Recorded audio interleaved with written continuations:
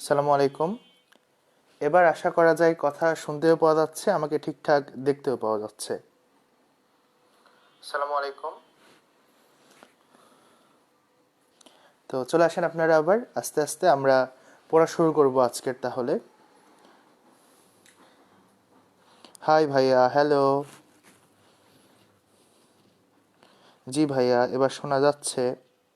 ওয়ালাইকুম সালাম, নাও অল ওকে। আচ্ছা, হ্যাঁ আমি একটু চেষ্টা করেছিলাম যে হচ্ছে এয়ারবাড দিয়ে ঠিকঠাক শোনা যায় কিনা, তো সেটা কাজ করলো না, এক্সপেরিমেন্ট বিফল হয়ে গেল। এ কারণে আমাদেরকে আবার ট্র্যাডিশনাল উপায়ে এই এয়ারপিসের বদলে ওয়্যার লাগায় নিতে হচ্ছে ক্লাস। কেমন আছো? আলহামদুলিল্লাহ ভালো আছি, তোমরা কেমন আছো? ওকে, আমরা শুরু করবো এখনই কিছুক্ষণের মধ্যেই। তো আজকে আমরা যেই চ্যাপ্টার নিয়ে কথা বলবো সেটা হচ্ছে প্রাণী পরিচিতি। এবং এই চ্যাপ্টারটা আসলে দেখে একটা চ্যাপ্টার মনে হলো, এ আসলে একটা চ্যাপ্টার না, এর ভেতর 3টা চ্যাপ্টার খুব গোপনে লুকায় আছে। চ্যাপ্টার 3টা হচ্ছে হাইড্রা, ঘাসফড়িং আর হচ্ছে রুই মাছ। আচ্ছা, এবং আমাদেরকে এই 3টা চ্যাপ্টারকেই গুরুত্ব দিয়ে অধ্যয়ন করতে হবে। আমরা শেষ থেকে পড়া শুরু করতে বেশি আগ্রহী, এ কারণে আজকের আমরা পড়া শুরু করব হচ্ছে রুই মাছ থেকে। আসো আমরা রুই মাছ পড়া শুরু করি। রুই মাছ, রুই মাছ পড়তে গিয়ে আমরা প্রথমে এর বৈজ্ঞানিক নামজনিত কথাগুলো একটু পড়াশোনা করব। আচ্ছা, তোমরা আমাকে একটু বলে দাও, আমি কয়েকটা নাম লেখার পর। লাবিও রোহিটা, লাবিও রোহিটা, লাবিও রোহিটা,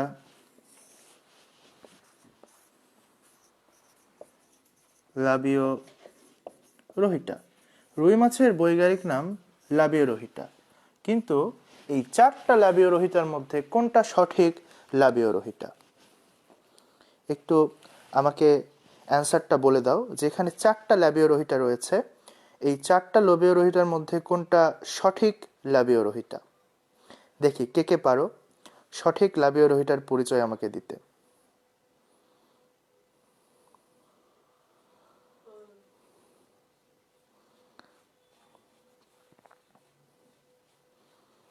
আচ্ছা, রুহুল বলছো সি, নারায়ণ দাস বলছো সি, আতিয়ানুর তমা বলছো ডি, মাহমুদুল ডি, তনু ডি, ফারহানা তাসলিম বলছো ডি, ফরিদুল ইসলাম বলছো ডি, সাগর বলছো সি, তনু বলছো ডি, আতিকুল বলছো সি,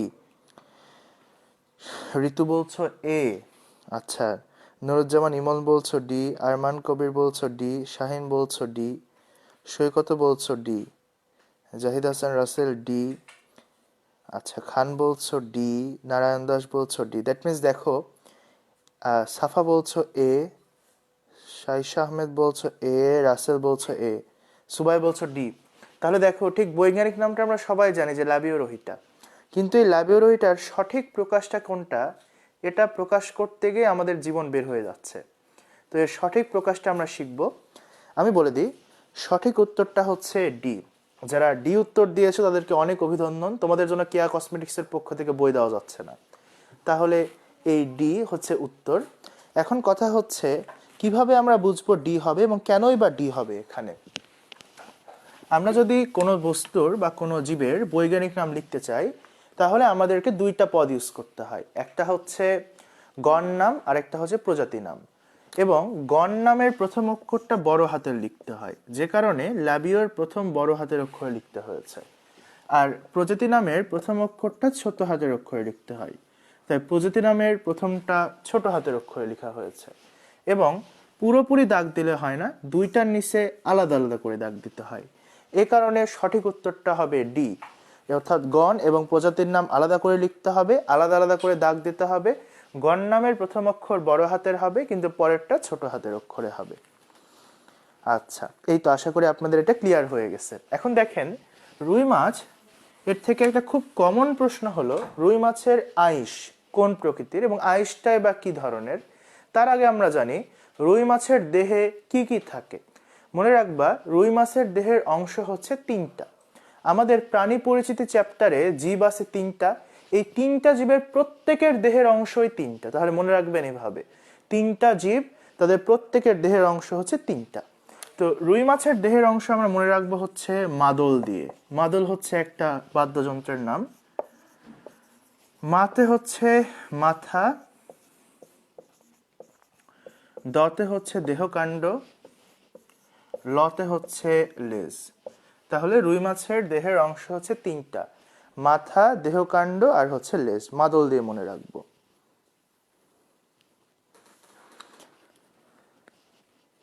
আচ্ছা, বড় করে লিখবো এখন একটু, কোনো মন খারাপ করো না, একটু ধৈর্য ধরো। আর সামান্য সময়ের জন্য লেখা বুঝতে না পারলে আমি তো মুখে বলে দিচ্ছি, সেটা একটু ফলো করো। আর সমস্যা হলে কমেন্ট করে জানাবা, আমি একদম ওটা কারেক্ট করার ট্রাই করব। আচ্ছা, তো আমরা মাদল দিয়ে মনে রাখবো মাথা, দেহকাণ্ড, লেজ। মনে রাখবেন শুধুমাত্র মাথায় আঁশ থাকে না, এ ব্যতীত দেহকাণ্ড আর লেজ থাকে হচ্ছে আঁশে আবৃত। তাহলে আমরা মনে রাখবো রুই মাছের প্রথম অংশ অর্থাৎ মাথায় কোনো আঁশ থাকে না, কিন্তু দেহকাণ্ড এবং লেজ আঁশে আবৃত। হ্যাঁ, এবার আমরা এর আঁশ সম্পর্কে আরেকটু পড়াশোনা করব। তো আমরা যদি একটু রুই মাছের শ্রেণী দেখতে যাই, রুই মাছ হচ্ছে অ্যাক্টিনোপটেরিজির অন্তর্গত। এটা তোমরা প্রথম চ্যাপ্টারে পেয়েছো। তো এখান থেকে আমরা আঁশের নাম মনে রাখতে পারবো। দেখো, রুই মাছ যেহেতু অ্যাক্টিনোপটেরিজি, এই প্রথম বর্ণ এ বাদ দাও, এর পরের বর্ণ হচ্ছে সি। এই সিতে মনে রাখবা হচ্ছে সাইক্লয়েড। তাহলে রুই মাছের দেহ সাইক্লয়েড ধরনের আঁশে আবৃত।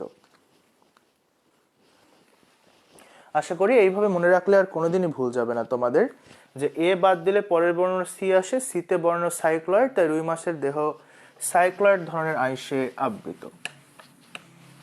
আমরা যদি সাইক্লয়েড আঁশকে একটু আঁকানোর ট্রাই করি, তাহলে এরকম একটা গঠন পাবো আমরা। তো এই অংশটা মাছের গায়ের ভিতর ঢুকে থাকে, আর এই অংশটা আমরা বাইরে দেখতে পাই। একদম আঁশের একটা কেন্দ্র থাকে এরকম। আঁশের এই কেন্দ্রটাকে বলা হয় হচ্ছে ফোকাস।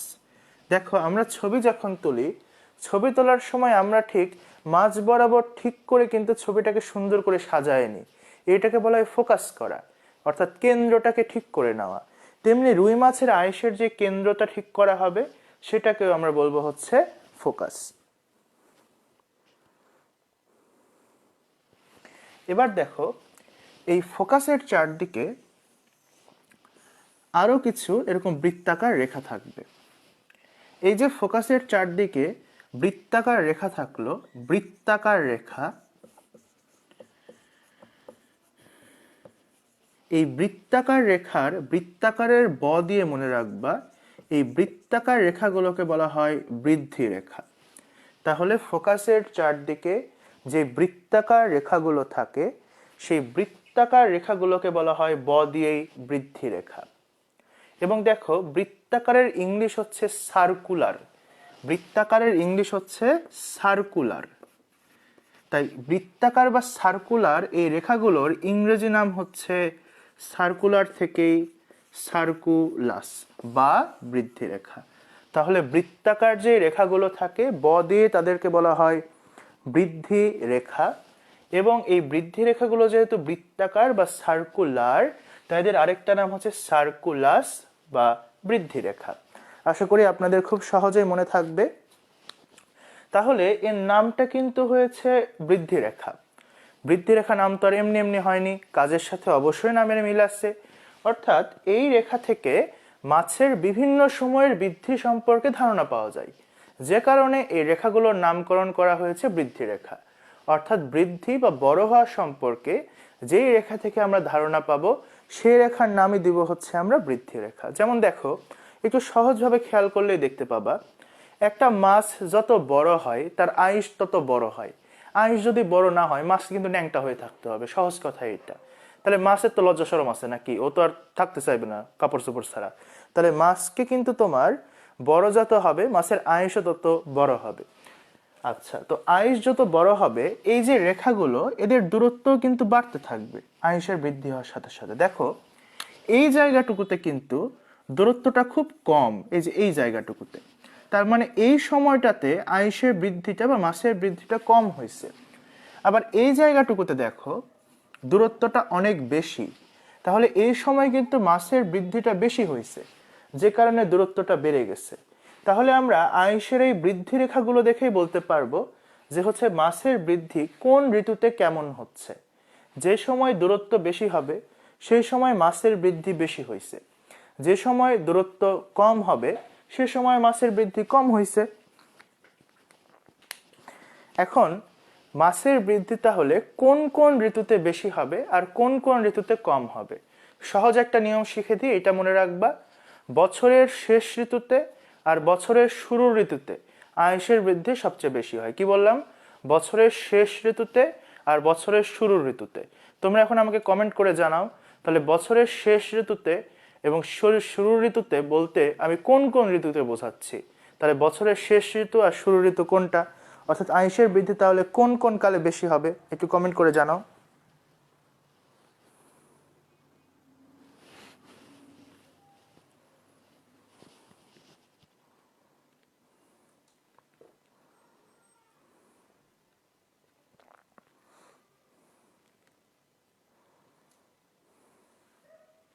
বানানে কোনো সমস্যা নাই, যা খুশি তাই বানান হোক, ঠিকঠাক হলেই হবে।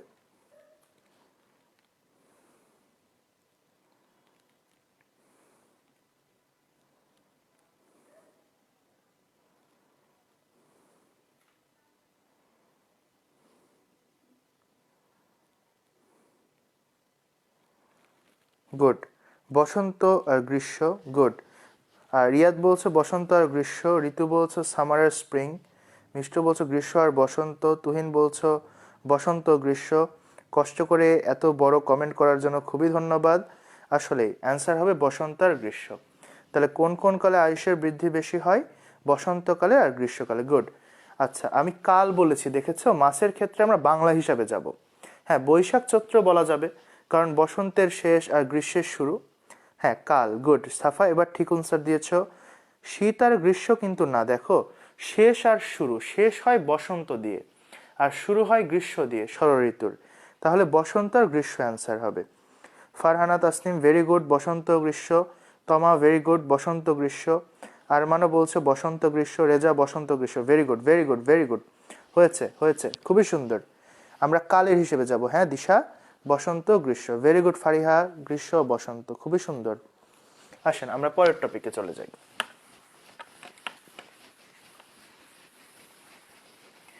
আচ্ছা, আমরা রুই মাছের যদি দেহকাণ্ড দেখতে যাই বা দেহ যদি দেখতে চাই তাহলে দেহে দেখব তিনটা ছিদ্র থাকে। দেখো তাহলে এইভাবে মনে রাখবা, রুই মাছের দেহের অংশ তিনটা, এদের দেহে থাকা ছিদ্রের সংখ্যাও তিনটা। তাহলে কিভাবে মনে রাখবো?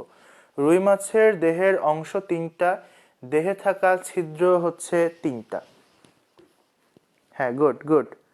হ্যাঁ, তোমাদের কাছে কমেন্ট পরে, প্রশ্নতে পড়ে গেছে একটু। তনু গুড, বসন্ত গ্রীষ্ম। ফাতিহা বসন্ত গ্রীষ্ম। তাহলে এই তিনটা ছিদ্রকে আমরা মনে রাখবো, বা নামগুলো হচ্ছে সিরিয়ালি যদি বলি, পায়ুছিদ্র, জনন ছিদ্র আর রেচন ছিদ্র। এদেরকে সিরিয়ালি আমরা মনে রাখবো হচ্ছে পাঁজর দিয়ে। তাহলে পাঁজর দিয়ে কিভাবে মনে রাখবো? দেখো শুরুতে পা দিয়ে হচ্ছে তাহলে পায়ুছিদ্র। হ্যাঁ বিষ্ণু আপু হচ্ছে ঠিক আছে তোমারটা, গ্রীষ্ম আর বসন্ত। তো পাঁজর দিয়ে কিভাবে মনে রাখবো? দেখো পাতে হচ্ছে পায়ুছিদ্র, জতে হচ্ছে জনন ছিদ্র, রতে হচ্ছে রেচন ছিদ্র। ভেরি গুড, পাঁজর। তাহলে পায়ুছিদ্র, জনন ছিদ্র আর হচ্ছে রেচন ছিদ্র, এভাবে সিরিয়ালি মনে রাখবো। এবার আমরা মাছের অন্য একটা অঙ্গের দিকে চলে যাব। আমরা এবার মাছের যে অঙ্গ নিয়ে কথা বলবো তার নাম হচ্ছে পাখনা। আচ্ছা দেখো, সহজ কথা হলো আমাদের পায়ের মতো ওদের থাকে পাখনা। আমরা পা দিয়ে চলাচল করি, ওরা পাখনা দিয়ে চলাচল করে। তাহলে পা আর পাখনা, তাহলে চলনাঙ্গকেই বলা হচ্ছে পাখনা। তাহলে পাখনার সংজ্ঞা দিলে আমরা বলবো মাছের চলনাঙ্গ। তাহলে আমাদের থাকে পা, ওদের থাকে পাখনা। এবার দেখো পাখনা লিখতে গেলে প্রথম বর্ণ এসেছে প।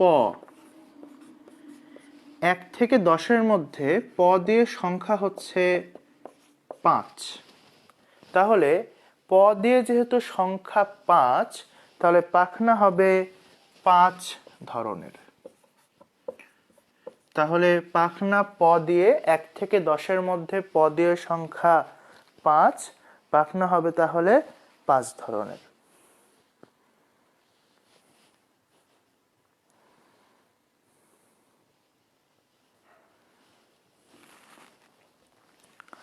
আচ্ছা, তাহলে এই 5 ধরনের পাখনাকে আমরা আবার 2 ভাগে ভাগ করব।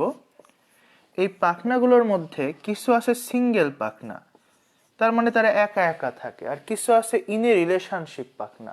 তো পড়াশোনায় তো আর ইনে রিলেশনশিপ বলতে পারবে না, পড়াশোনায় বলতে হবে ডাবল পাখনা, তার মানে এরা জোড়ায় থাকে।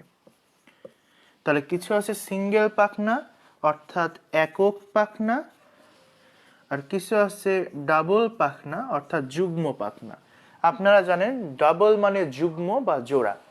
তো সিঙ্গেল পাখনাগুলোর প্রত্যেকটার নাম মনে রাখবো আবার প দিয়ে। পায়ু পাখনা, পৃষ্ঠ পাখনা আর পুচ্ছ পাখনা। তাহলে দেখো প এর খেলা পুরোটাই। পাখনা প, পতে 5 ধরনের, সিঙ্গেল গুলোর নাম আবার প দিয়ে। পতে পায়ু পাখনা, পতেই পৃষ্ঠ পাখনা, পতেই আবার হচ্ছে পুচ্ছ পাখনা। আচ্ছা, আর ডাবল পাখনা যেটা, ডাবল বা যুগ্ম, যারা ওই যে ইনি রিলেশনশিপ পাখনা, তাদেরকে মনে রাখতে পারো বিশ্রী দিয়ে। তো বিশ্রীর বতে হবে হচ্ছে বক্ষ পাখনা, শয়ের রফলাতে হবে হচ্ছে শ্রোণী পাখনা। তাহলে আশা করি এখন পারবেন আপনারা যে সিঙ্গেল গুলোর সবগুলোর নাম প দিয়ে, যারা ডাবল অর্থাৎ ইন রিলেশনশিপ অর্থাৎ প্রেম করা পাখনা, তাদের আমরা মনে রাখবো বিশ্রী দিয়ে। বিশ্রীর বতে হচ্ছে বক্ষ পাখনা, আবার শয়ের রফলাতে হচ্ছে শ্রোণী পাখনা। তাহলে আমরা বললাম পাখনা হচ্ছে মাছের চলনাঙ্গ। পাখনা হয় 5 ধরনের। এই 5 ধরনের মধ্যে কিছু হবে সিঙ্গেল পাখনা, কিছু হবে ডাবল পাখনা। সিঙ্গেল গুলোকে বলবো একক, ডাবল গুলোকে বলবো যুগ্ম। সিঙ্গেল পাখনার নামগুলো আবার প দিয়ে মনে রাখবো, পায়ু পাখনা, পৃষ্ঠ পাখনা, পুচ্ছ পাখনা। ডাবল গুলোর নাম আবার বিশ্রী দিয়ে মনে রাখবো, বতে বক্ষ পাখনা, শয়ের রফলাতে হচ্ছে শ্রোণী পাখনা। এটা মুছে দিলাম। এখন তোমাদের জন্য তাহলে একটা প্রশ্ন রাখি। প্রশ্নটা হচ্ছে নিম্নের কোনটি যুগ্ম পাখনা? অপশন এ তে মনে করে দেওয়া আছে পায়ু, অপশন বি তে দেওয়া আছে হচ্ছে বক্ষ, অপশন সি তে দেওয়া আছে পুচ্ছ, অপশন ডি তে দেওয়া আছে হচ্ছে পৃষ্ঠ। একটু অ্যান্সার করো তো, এগুলোর মধ্যে কোনটি যুগ্ম পাখনা?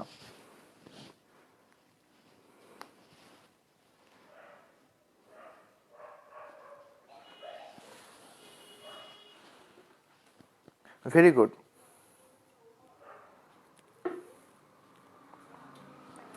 বাঁশ দিয়ে মনে রাখা হচ্ছে বিশ্রী দিয়ে মনে রাখা বেশি ভালো, ডাবল তো প্রেম করে বিশ্রী, বিশ্রী ব্যাপার স্যাপার। তো গুড। সুগন্ধি কর্মকার বি, কমন ম্যান হাসান বি, সাগর বলছো বি, তনু বলছো বি, আব্দুল্লাহ মুহিত বলছো বি, লিমা বলছো বি, মিষ্টু বলছো বি, ফারহানা বলছো বি, ভেরি গুড। নারায়ণ বলছো বি, শাহিন মন্ডল বি, আতিকুল বলছো বি, বক্ষ, ভেরি গুড তুহিন। তনু বলছো বি, ঋতু বলছো বি, এক্সেলেন্ট এক্সেলেন্ট তমা, বি। ওকে, তাহলে আমরা যুগ্ম পাখনা পাইলাম বি, অর্থাৎ হচ্ছে বক্ষ পাখনা।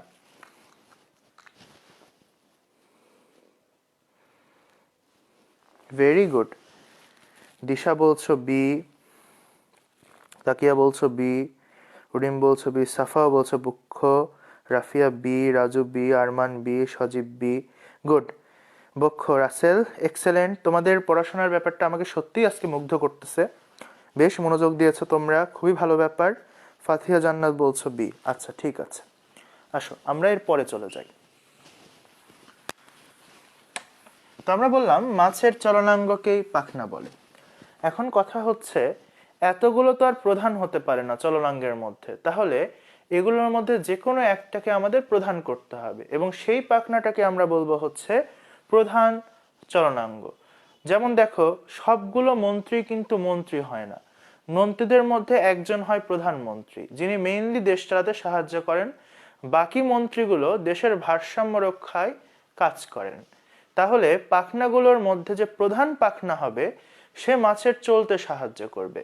আর অন্যান্য মন্ত্রীরা যেমন দেশের ভারসাম্য রক্ষায় কাজ করে, অন্যান্য পাখনারা এবার কি করবে, রুই মাছের ভারসাম্য রক্ষায় হেল্প করবে।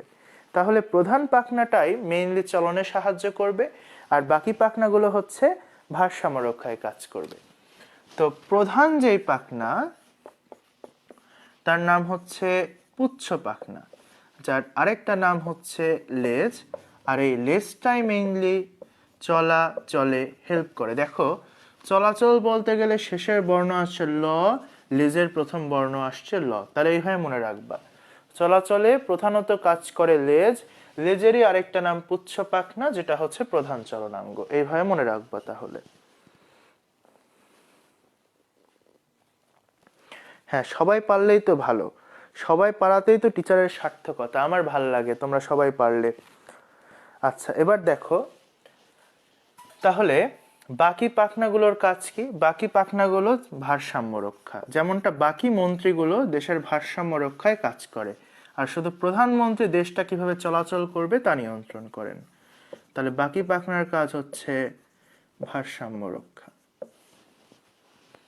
তো এই লেজটাকে যদি আমরা দেখতে চাই রুই মাছের, এখন তার রুই মাছ এনে তোমাদেরকে লেজ দেখাতে পারছি না, বোর্ডে এঁকে দেখাতে হবে। বোর্ডে যদি একটু এঁকে দেখাই আমি,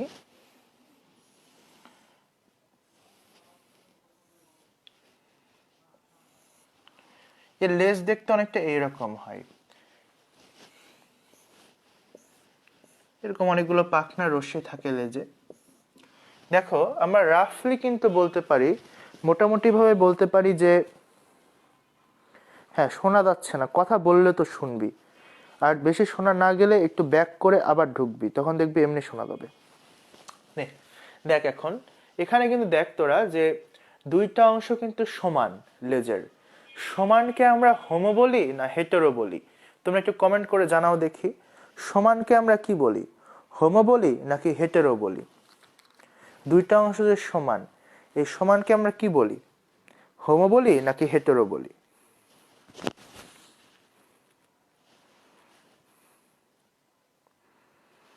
Homo. Good good good. Saisha Ahmed good, homo. Tuhina বলছো হোমো, গুড। তনু বলছো হোমো, সাগরও বলছো হোমো, আব্দুল্লাহ মুহিত বলছো homo, good, very good, very good, Homo, good, Homo, Homo, good. Razia Sultana Homo বলছো, তনু বলছো হোমো, ফারহানা তাসলিম বলছো হোমো, আরমান কবির বলছো হোমো। আচ্ছা, তাহলে এর যেহেতু পুচ্ছ পাখনার দুইটা অংশ সমান, তাহলে এর পুচ্ছ পাখনাকে অবশ্যই আমরা হোমো দিয়েই বলবো। এর পুচ্ছ পাখনাটার নাম হবে তাহলে হোমো সার্কেল। তাহলে দুইটা অংশ সমান বা হোমো, যে কারণে এর পুচ্ছ পাখনা বা লেজকে আমরা বললাম হোমো সার্কেল। গুড গুড তনু। ফারহানা হোমো বলছো, তাকিয়া বলছো হোমো, সাফা বলছো হোমো, রাফিয়া বলছো হোমো, ফাতিহা বলছো হোমো, মাহমুদুল বলছো Homo. Very good, very good, that's excellent, খুবই সুন্দর। আচ্ছা আসেন এর পরের পড়াতে চলে যাই আমরা। তাহলে পাখনার গল্প আমাদের মোটামুটি শেষ। আমরা এবার রুই মাছের বেশ সুন্দর একটা পড়াশোনার দিকে আগাবো।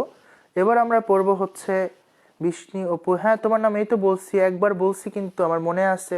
আসেন আমরা এবার রুইয়ের রক্ত সংবহন তন্ত্র পড়ব।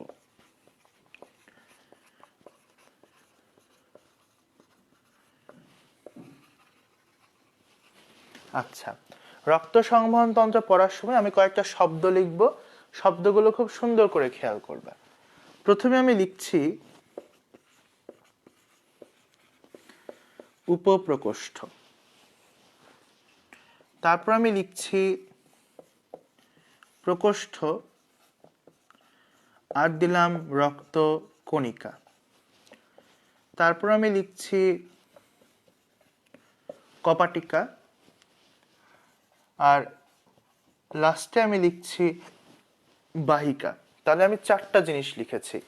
1 নম্বরে লিখেছি হচ্ছে উপপ্রকোষ্ঠ, 2 নম্বরে লিখেছি প্রকোষ্ঠ আর রক্তকণিকা, 3 নম্বরে লিখেছি কপাটিকা, 4 নম্বরে লিখেছি হচ্ছে বাহিকা। তাহলে 1 নম্বরে উপপ্রকোষ্ঠ, উপপ্রকোষ্ঠের নিচে লিখলাম 1। 2 নম্বরে প্রকোষ্ঠ আর রক্তকণিকা, প্রকোষ্ঠ আর রক্তকণিকার নিচে লিখলাম 2। 3 নম্বরে কপাটিকা, কপাটিকার নিচে লিখলাম 3। 4 নম্বরে বাহিকা, বাহিকার নিচে লিখলাম 4। সিরিয়াল করে গেলাম। তাহলে রুই মাছের হৃৎপিণ্ডে উপপ্রকোষ্ঠের সংখ্যা থাকবে 1টা, প্রকোষ্ঠ থাকবে 2টা, রক্তকণিকা থাকবে 2টা, কপাটিকা থাকবে 3টা, বাহিকা থাকবে 4টা। আমরা সিরিয়ালি মনে রাখবো। তাহলে উপপ্রকোষ্ঠ থাকবে 1টা, প্রকোষ্ঠ রক্তকণিকা থাকবে 2টা 2টা করে, কপাটিকা থাকবে 3টা, আর বাহিকা থাকবে হচ্ছে 4টা। এই সিরিয়াল করে মনে রাখবো। তো প্রথমে আমরা রক্তকণিকার দিকে একটু মনোনিবেশ করি। আমরা যখন মানবদেহ পড়েছিলাম, বা তোমাদেরকে যখন মানবদেহ পড়ানো হয়েছিল, যিনি পড়িয়ে থাকেন না কেন, তখন তিনি নিশ্চয়ই বলেছিলেন আমাদের মানবদেহের রক্তকণিকার সংখ্যা মূলত 3টা। একটা হচ্ছে লোহিত রক্তকণিকা, যাকে বলা হয় রেড ব্লাড সেল বা আরবিসি। একটা শ্বেত রক্তকণিকা, যাকে বলা হয় হোয়াইট ব্লাড সেল বা ডাব্লিউবিসি। আরেকটা হচ্ছে অনুচক্রিকা বা থ্রম্বোসাইট। এখন তোমাদের কাছে আমার একটা ছোট্ট প্রশ্ন আছে। প্রশ্ন হচ্ছে, তোমরা আমাকে এইটার উত্তর বলো, আমাদের রক্ত জমাট বাঁধার কাজে কোন রক্তকণিকাটি সাহায্য করে? এই প্রশ্নের উত্তরটা আমাকে একটু করে দাও। আমাদের রক্ত জমাট বাঁধার ক্ষেত্রে কোন রক্তকণিকাটি সাহায্য করে?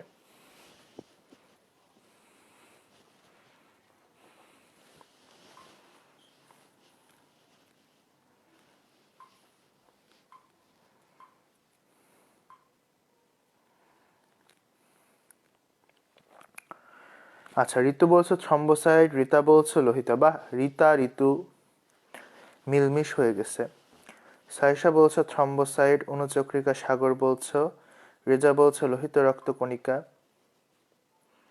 মিষ্টু বলছো অনুচক্রিকা, দিশা বলছো লোহিত, সৈকত বলছো থ্রম্বোসাইট, নারায়ণ বলছো অনুচক্রিকা, মুরসালিন বলছো অনুচক্রিকা, নাজিফা বলছো লোহিত, তমা বলছো থ্রম্বোসাইট, আব্দুল্লাল মুইদ বলছো থ্রম্বোসাইট, শাহিন মন্ডল থ্রম্বোসাইট, ফারহানা বলছো অনুচক্রিকা, তনু বলছো অনুচক্রিকা, সুগন্ধি কর্মকার বলছো অনুচক্রিকা, জাহিদ হাসান রাসেল বলছো অনুচক্রিকা, তনু বলছো অনুচক্রিকা, সিনজিমুর রহমান বলছো লোহিত,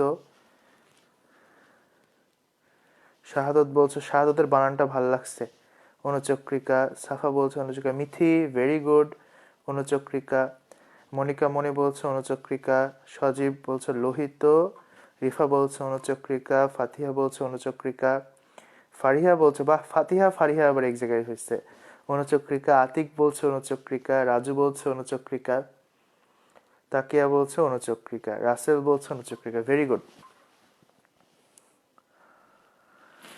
আসলে মনে রাখবেন, এইভাবে আমাদের রক্তকে জমাট বাঁধে বা থামিয়ে দেয় থ্রম্বোসাইট, থামিয়ে দেয় থ্রম্বোসাইট। থ্রম্বোসাইটেরই আরেকটা নাম হচ্ছে অনুচক্রিকা। তাহলে রক্ত জমাট বাঁধার ক্ষেত্রে কাজ করে অনুচক্রিকা। এখন আমাদের রুই মাছের কথায় যদি আমরা ফেরত আসি, রুই মাছের যদি দেহের কোনো অংশ কেটে যায়, এর রক্ত জমাট বাঁধার কোনো মেকানিজম নাই, কোনো ব্যবস্থায় নাই। তার মানে এর যদি কোথাও রক্ত জমাট বেঁধে যায়, রক্ত কেটে যায়, তাহলে রক্ত বের হতেই থাকবে, বের হতেই থাকবে, কখনোই জমাট বাঁধবে না। যেহেতু এদের রক্ত জমাট বাঁধবে না, তাহলে কিন্তু এদের থামানোর কণিকা, দ্যাট মিনস থ্রম্বোসাইটটা নাই, তাহলে কি আছে? বাকি দুইটা আছে। কোন কোন দুইটা? লোহিত রক্তকণিকা আর শ্বেত রক্তকণিকা। তাহলে এদের রক্তকণিকা হবে দুইটা, আরবিসি আর হচ্ছে ডাব্লিউবিসি। যেহেতু রক্ত জমাট বাঁধার মেকানিজম নাই, তাই অনুচক্রিকাও নাই। দেখো রক্তকণিকা দুইটা হয়ে গেছে। এখন তাহলে রক্তকণিকার কাজ শেষ, আমাদের কাছে থাকলো প্রকোষ্ঠের কথা। তো প্রকোষ্ঠ দুইটা, এবং দুইটা প্রকোষ্ঠ বলতে আমরা সবসময় দুইটার নামই মাথায় আনি। একটা হচ্ছে অ্যাট্রিয়াম, আরেকটা হচ্ছে ভেন্ট্রিকল। তাহলে আমরা রুই মাছের প্রকোষ্ঠ পাবো দুইটা, একটা পাবো অ্যাট্রিয়াম আর একটা পাবো হচ্ছে ভেন্ট্রিকল। এখন দেখো এর যে উপপ্রকোষ্ঠ, এর নামটা একটু জটিল, অল্প জটিল। এর নামটা হচ্ছে সাইনাস ভেনোসাস। Sinus venosus. তো আমরা মনে রাখবো এইভাবে যে শুরু হয় সাইনাস ভেনোসাস দিয়ে, শুরুতে সাইনাস, এইভাবে স স, শুরুতে থাকবে সাইনাস ভেনোসাস, শুরুতে সাইনাস ভেনোসাস। তাহলে এটা থাকবে শুরুতে। তাহলে আমরা কিন্তু অলরেডি দুইটা জিনিস পুরোপুরি কভার করছি। উপপ্রকোষ্ঠ শুরুতে থাকে, তার নাম সাইনাস ভেনোসাস। রক্তকণিকা দুইটা, আরবিসি ডাব্লিউবিসি। প্রকোষ্ঠ দুইটা, অ্যাট্রিয়াম ভেন্ট্রিকল। এখন আমরা বাহিকার দিকে চলে যাব, কপাটিকাকে সামান্য সময়ের জন্য ইগনোর করব।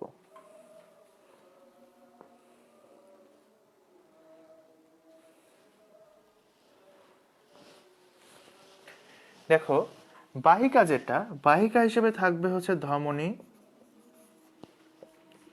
শিরা আর কৈশিক জালিকা। এই তিনটার নাম কিন্তু আমরা আগে থেকেই জানি। যে কোনো জায়গায় বাহিকা হিসেবেই তিনটা থাকে, ধমনী থাকে, শিরা থাকে, কৈশিক জালিকা থাকে। এখন এখানে কথা হচ্ছে, হ্যাঁ 3 মিনিটের মাঝে থামাই দেয় এক্স্যাক্টলি অনুচক্রিকা রক্তপরাকে। এখন কথা হচ্ছে যে আমাদের বাহিকার সংখ্যা কিন্তু 4টা, কিন্তু অলরেডি আমরা মাত্র 3টার নাম পেয়েছি। ধমনী পেয়েছি, শিরা পেয়েছি, কৈশিক জালিকা পেয়েছি। তার মানে এর বাহিরেও নিশ্চয়ই একটা বাহিকা থাকবে, এবং এর বাহিরে যে বাহিকাটা থাকবে তার নামও এই বাহিকার ব দিয়েই হবে। বাহিকার ব দিয়ে তার নাম হচ্ছে বালবাস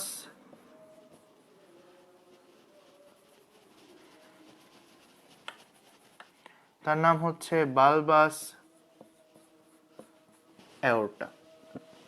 তাহলে আশা করি আপনারা বুঝতে পেরেছেন যে বাহিকার ভিতর 3টার নাম তো আমরা আগে থেকেই জানি, ধমনী, শিরা, হ্যাঁ ওই তো শুরু, স্টার্ট, যেভাবে মনে রাখো, ধমনী, শিরা, কৈশিক জালিকা।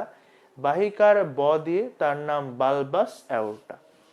তাহলে মনে রাখবেন রক্ত প্রবাহের শুরু বা স্টার্ট হয় সাইনাস ভেনোসাস দিয়ে, রক্ত বয়ের বাহিকা দিয়ে বের হয় বালবাস অ্যাওর্টা। তাহলে আবার বালবাস অ্যাওর্টাতে ব দিয়ে বের হয়ও মনে রাখবেন। তাহলে শুরুতে থাকলো সাইনাস ভেনোসাস, তারপরে থাকলো অ্যাট্রিয়াম, তারপর থাকলো ভেন্ট্রিকল, আর রক্ত বের হয় বাহিকা বালবাস অ্যাওর্টা দিয়ে। তাহলে খুব সহজেই মনে থাকে, পুরোটাই বর্ণের খেলা। হ্যাঁ কেটে গেলে মাছ মারা যাবে বাবু। আচ্ছা দেখেন তাহলে আমরা কি কি পড়লাম। শুরু হলো সাইনাস ভেনোসাস দিয়ে স স, তারপর অ্যাট্রিয়াম ভেন্ট্রিকল, তারপর বাহিকা ব দিয়ে বালবাস অ্যাওর্টা দিয়ে রক্ত বের হয়ে গেল। এবার আসেন আমরা একটু গভীরে পড়াশোনা করি। এইটার কপাটিকাটা আমাদের এখনো বাকি আছে, এই কপাটিকাটাই মেইনলি আমরা পড়াশোনা করব এখন।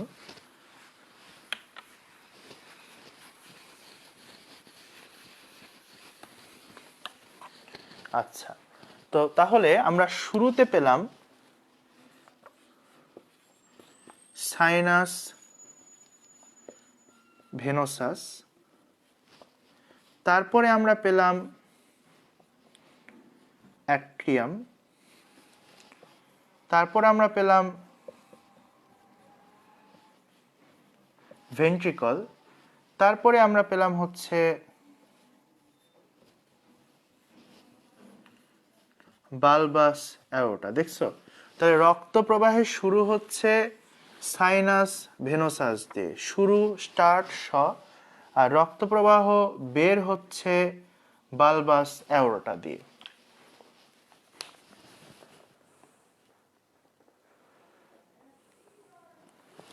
আচ্ছা, লেখাগুলো বলে দিচ্ছি। সেটা হচ্ছে বুঝতে না পারলে সমস্যা নেই, আপনি একবার রিওয়াইন্ড করে নেবেন, রিওয়াইন্ড করে ভিডিওটা আরেকবার দেখে নেবেন, তাহলেই হয়ে যাবে। দেখেন, সেটা হচ্ছে তাহলে আমরা সাইনাস ভেনোসাস পেয়েছি, সেখান থেকে রক্ত যায় অ্যাট্রিয়ামে, তারপর রক্ত যাবে ভেন্ট্রিকলে, তারপর যাবে বালবাস অ্যাওরটাতে, বের হয় বালবাস অ্যাওরটা, শুরু হয় সাইনাস ভেনোসাস। এখন দেখো, এখানে যদি আমরা সংযোগ স্থলের কথা ভাবি, এখানে সংযোগ আছে তিনটা। প্রথম সংযোগটা আছে সাইনাস ভেনোসাস আর অ্যাট্রিয়ামের মাঝে, দ্বিতীয় সংযোগটা আছে অ্যাট্রিয়াম আর ভেন্ট্রিকলের মাঝে, তৃতীয় সংযোগটা আছে ভেন্ট্রিকল আর বালবাস অ্যাওরটার মধ্যে। তাহলে তিনটা সংযোগ। প্রথম সংযোগ সাইনাস ভেনোসাস আর অ্যাট্রিয়ামের মাঝে, দ্বিতীয় সংযোগ অ্যাট্রিয়াম আর ভেন্ট্রিকলের মাঝে, তৃতীয় সংযোগ হচ্ছে ভেন্ট্রিকল এবং বালবাস অ্যাওরটার মধ্যে। তাহলে এই তিনটা সংযোগে কপাটিকার সংখ্যা হবে তিনটা। তাহলে তিন সংযোগে তিনটা কপাটিকা থাকবে। দেখো, প্রথম কপাটিকার নামটা তাহলে কি হবে? প্রথমটার নাম, প্রথমটা কার কার সংযোগে থাকবে? সাইনাস ভেনোসাস আর অ্যাট্রিয়ামের সংযোগ স্থলে। তাহলে সাইনাস ভেনোসাস থেকে নাম নাও সাইনো, আর অ্যাট্রিয়াম থেকে নাম নাও হচ্ছে অ্যাট্রিয়াল। তাহলে প্রথম কপাটিকার নাম হবে সাইনো অ্যাট্রিয়াল কপাটিকা। সাইনাস ভেনোসাস থেকে সাইনো নাম নিয়েছি, অ্যাট্রিয়াম থেকে নাম নিয়েছি অ্যাট্রিয়াল, দুইটা মিলে সাইনো অ্যাট্রিয়াল কপাটিকা। সেকেন্ডটার নাম কি হবে? সেকেন্ডের সংযোগস্থলটা হচ্ছে অ্যাট্রিয়াম আর ভেন্ট্রিকল। তাহলে সেকেন্ডে প্রথমে অ্যাট্রিয়ামের নাম নিতে হবে, শেষে ভেন্ট্রিকলের নাম নিতে হবে। তাহলে এখানকার নাম হবে অ্যাট্রিও ভেন্ট্রিকুলার কপাটিকা। দুইটা হয়ে গেল। এবার চলে আসো তিন নাম্বারটা। তিন নাম্বারটা দেখো, ভেন্ট্রিকল এবং বালবাস অ্যাওরটার সংযোগস্থলে আছে। তাহলে তিন নাম্বারটার নাম হবে হচ্ছে ভেন্ট্রিকুলো বালবাস কপাটিকা। ভেন্ট্রিকল থেকে নাম নিলাম ভেন্ট্রিকুলো, বালবাস থেকে বালবাস। তাহলে নাম হবে ভেন্ট্রিকুলো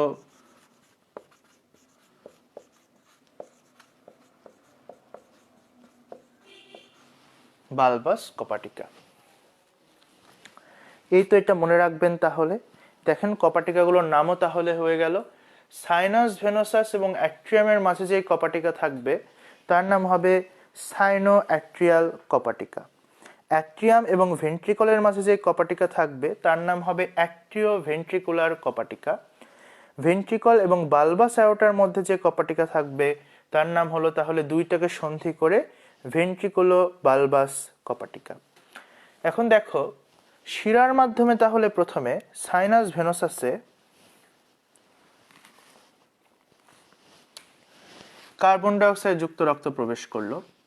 সেই কার্বন ডাইঅক্সাইড যুক্ত রক্তটাই কিন্তু অ্যাট্রিয়ামে আসলো, সেই কার্বন ডাইঅক্সাইড যুক্ত রক্তটাই কিন্তু ভেন্ট্রিকলে আসলো, সেই কার্বন ডাইঅক্সাইড যুক্ত রক্তটাই কিন্তু বালবাস অ্যাওরটাতে আসলো। অর্থাৎ রুই মাছের হৃৎপিণ্ডের ভেতর দিয়ে কিন্তু সবসময় কার্বন ডাইঅক্সাইড যুক্ত রক্তটাই প্রবাহিত হচ্ছে, এর কোনো পরিবর্তন হচ্ছে না। আদি থেকে অন্ত পর্যন্তের পুরোটাই যেন জলজান্ত, শুধুই কার্বন ডাইঅক্সাইডের অন্ত। তাহলে আদি থেকে অন্ত পর্যন্ত এর শুধুই carbon die oxide. Sinus ভেনোসাসেও carbon die oxide, অ্যাট্রিয়ামেও carbon die oxide, ভেন্ট্রিকলেও carbon die oxide, বালবাস অ্যাওরটাতেও carbon die oxide. তাহলে এখন তোমরা আমাকে একটা প্রশ্নের উত্তর দাও, সেটা হচ্ছে কার্বন ডাই অক্সাইড পরিবহন করা কি ধমনীর বৈশিষ্ট্য নাকি শিরার বৈশিষ্ট্য? একটু কমেন্ট করে জানাও তো। কার্বন ডাই অক্সাইড পরিবহন করা কি ধমনীর বৈশিষ্ট্য না শিরার বৈশিষ্ট্য?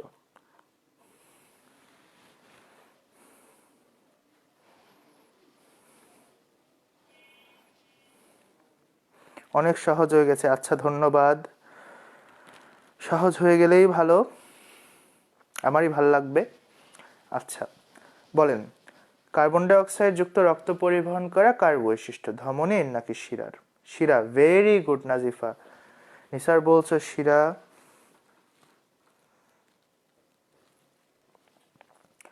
তুহিন বলছো শিরা, সুমনা বলছো শিরা, দিশা বলছো শিরা, ফারহানা ভেরি গুড আপু শিরা, মুরসালিন বলছো শিরা, জাহিদ হাসান রাসেল বলছো শিরা, ফরিদুল ইসলাম বলছো শিরা, সাগর বলছো শিরা, সাইশা বলছো শিরা, নারায়ণ বলছো ধমনী। আচ্ছা, সজীব বলছো শিরা, মনিকা বর্মন গুড।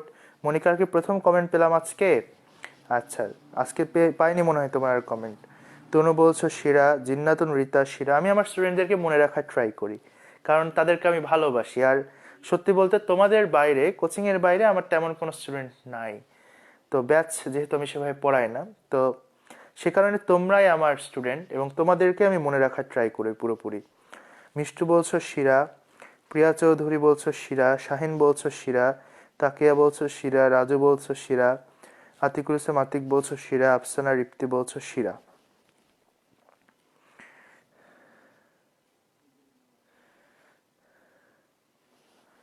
তাহলে এই এত শিরার ভিড়ে আমরা একটা জিনিস জানতে পারলাম যে কার্বন ডাইঅক্সাইড যুক্ত রক্ত পরিবহন করা আসলে শিরার বৈশিষ্ট্য। তাহলে রুই মাছের হৃৎপিণ্ড কিন্তু সবসময় কার্বন ডাইঅক্সাইড যুক্ত রক্তকেই পরিবহন করছে। তাহলে রুই মাছের হৃৎপিণ্ডকে কিন্তু আমরা কখনোই ধমনীর সঙ্গে তুলনা করতে পারবো না। যেহেতু কার্বন ডাইঅক্সাইড যুক্ত রক্ত পরিবহন করা শিরার বৈশিষ্ট্য, অতএব অতএব রুই মাছের হৃৎপিণ্ডকে আমরা ধমনীর হৃৎপিণ্ড না বলে রুই মাছের হৃৎপিণ্ডকে আমরা বলবো হচ্ছে শিরা হৃৎপিণ্ড। এখন শিরার ইংলিশ হচ্ছে ভেনাস, তাহলে রুই মাছের হৃৎপিণ্ডকে এই কারণেই বলা হয় ভেনাস হার্ট। আশা করি আপনাদেরকে রুই মাছের রক্ত সংবহন তন্ত্র সম্পর্কে পুরোপুরি ধারণা দিতে আমি সক্ষম হচ্ছি না।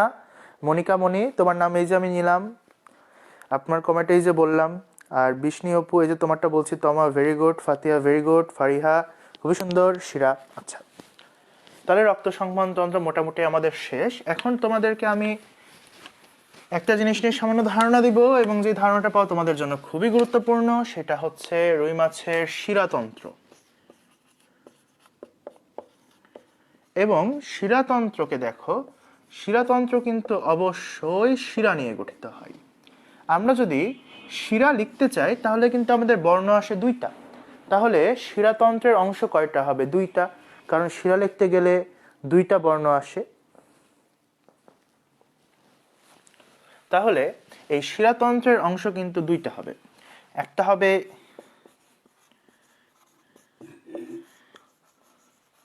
সিস্টেমিক শিরাতন্ত্র, আরেকটা হবে হচ্ছে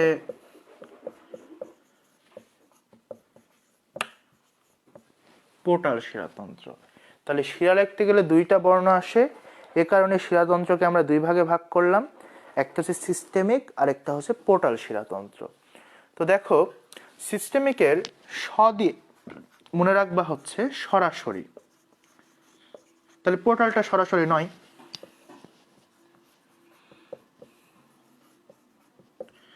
তাহলে যে শিরাতন্ত্রের অংশগুলো রক্ত নিয়ে সরাসরি হৃৎপিণ্ডে ফিরে আসে তারা হবে সিস্টেমিক শিরাতন্ত্র, আর যে শিরাতন্ত্রের অংশগুলো রক্ত নিয়ে সরাসরি হৃৎপিণ্ডে ফিরে আসে না তারা হবে পোর্টাল শিরাতন্ত্র।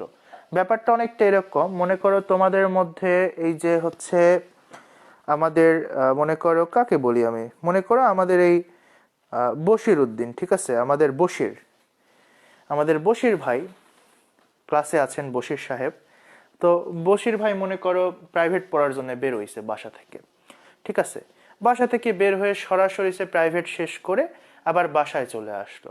মানে বাসা থেকে প্রাইভেটে গেল, প্রাইভেট থেকে সরাসরি বাসায় আসলো, পথে অন্য কোথাও যায়নি। এই যে আমাদের বশির ভাই এত ভালো ছেলে, অন্য কোথাও যায়নি, সরাসরি ফিরে আসছে। আমাদের পোর্টাল ভাই, এই বশির ভাই, দ্যাট মিনস উনি হচ্ছেন সিস্টেমিক শিরাতন্ত্র। কিন্তু মনে করো সময়ের সাথে সাথে আমাদের বশির ভাইয়ের একটু চরিত্রগত সমস্যা হয়েছে, মনে করো এটা বাস্তব না, এ কারণে বশির ভাই বাসা থেকে বের হয়ে প্রাইভেটে যাওয়া বাদ দিয়ে সামান্য সময়ের জন্য একটু অন্য কারো বাসায় গেছে, গিয়ে একটু গল্প গুজব করছে, একটু খানা পিনা করছে, করে তারপর আবার বাসায় ফিরে আসছে। তার মিনস যে সরাসরি বাসায় ফিরে আসেনি, একটু ঘোরাফেরা, চরিত্র হনন করে, আত্মহননের কিছু ব্যবস্থা করে তারপর সে ফিরে আসছে। তাহলে এই যে সে সরাসরি না হয়ে অন্য কোনো জায়গা দিয়ে ফিরে আসছে, তার এই শিরাতন্ত্রকে বলবো তাহলে আমরা পোর্টাল শিরাতন্ত্র। এবং এই পোর্টাল শিরাতন্ত্র যদি লিভারে যায় তখন তাকে বলা হয় হেপাটিক পোর্টাল তন্ত্র। যদি কিডনিতে যায় তখন তাকে বলা হয় রেনাল পোর্টাল তন্ত্র। তাহলে যদি যকৃতে যায় তাহলে হচ্ছে হেপাটিক পোর্টাল তন্ত্র। আর যদি বৃক্কে যায়, বৃক্কের ইংলিশটা হচ্ছে রেনাল, তখন এটাকে বলা হয় রেনাল পোর্টাল তন্ত্র।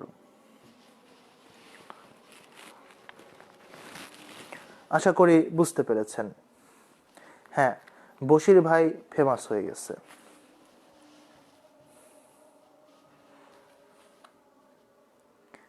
আরে বশির ভাই কি অবস্থা? মাইরি কমেন্ট করেছেন। আচ্ছা, তো না, বশির ভাই ভালো ছেলে।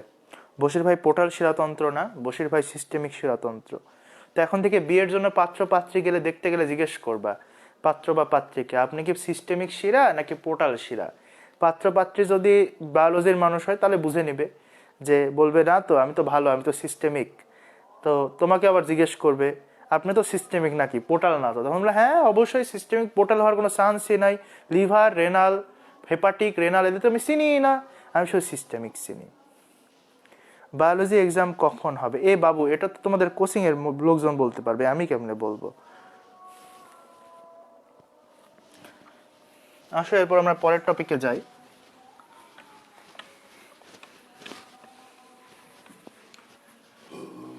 এবার আমরা রুইয়ের যে অংশটা নিয়ে পড়বো তার নাম হচ্ছে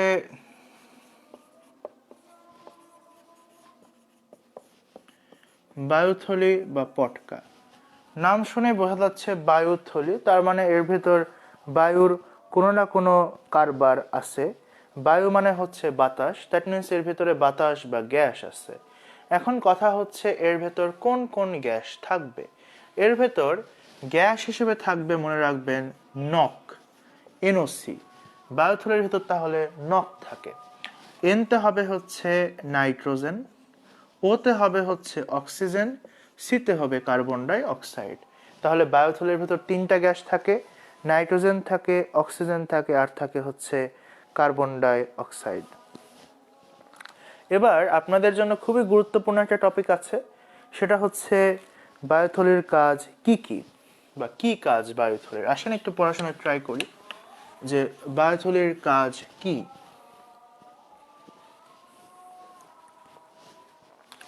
তো বায়ুথলি বা পটকার কাজ আমরা মনে রাখবো হচ্ছে এই শব্দটা দিয়ে, আপোষ। তাহলে পটকার কাজ আমরা আপোষ দিয়ে মনে রাখবো।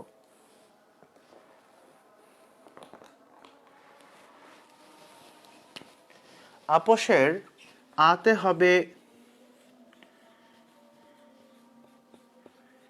আপেক্ষিক গুরুত্ব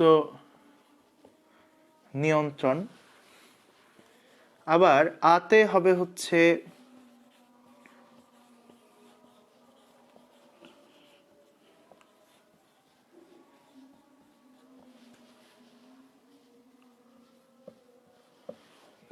অক্সিজেনের আধার হিসাবে কাজ,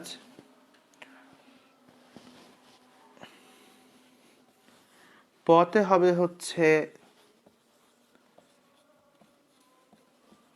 প্লবতা রক্ষা করে, সতে হবে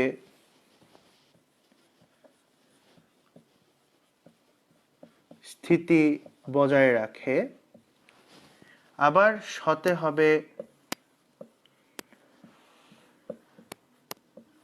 শব্দ তৈরি করে, আবার সতে হবে শব্দ গ্রহণ করে। তাহলে দেখেন, আপোষ শব্দটা মনে রাখলে আপনাদের বায়ুথলির সবগুলো কাজ হয়ে যায়।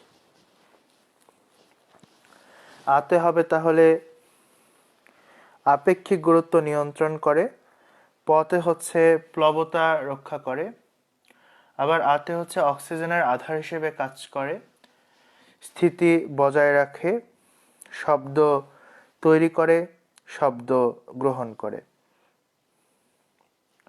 তাহলে আপোষটুকু মনে রাখবা, বাকি কাজটুকু এমনি হয়ে যাবে।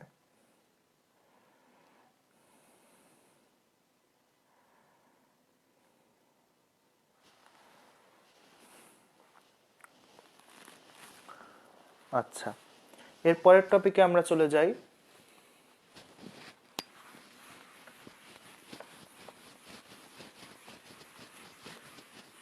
লাল কালি যে একদম পিরিতের আঠার মতো উঠতেছেই না, কি সমস্যা? ডাস্টার দিয়ে অটো মশার কোনো ব্যবস্থা রাখা উচিত। বাচ্চাদের স্লেটের মতো একটা টান মারবো, মুছে চলে যাবে।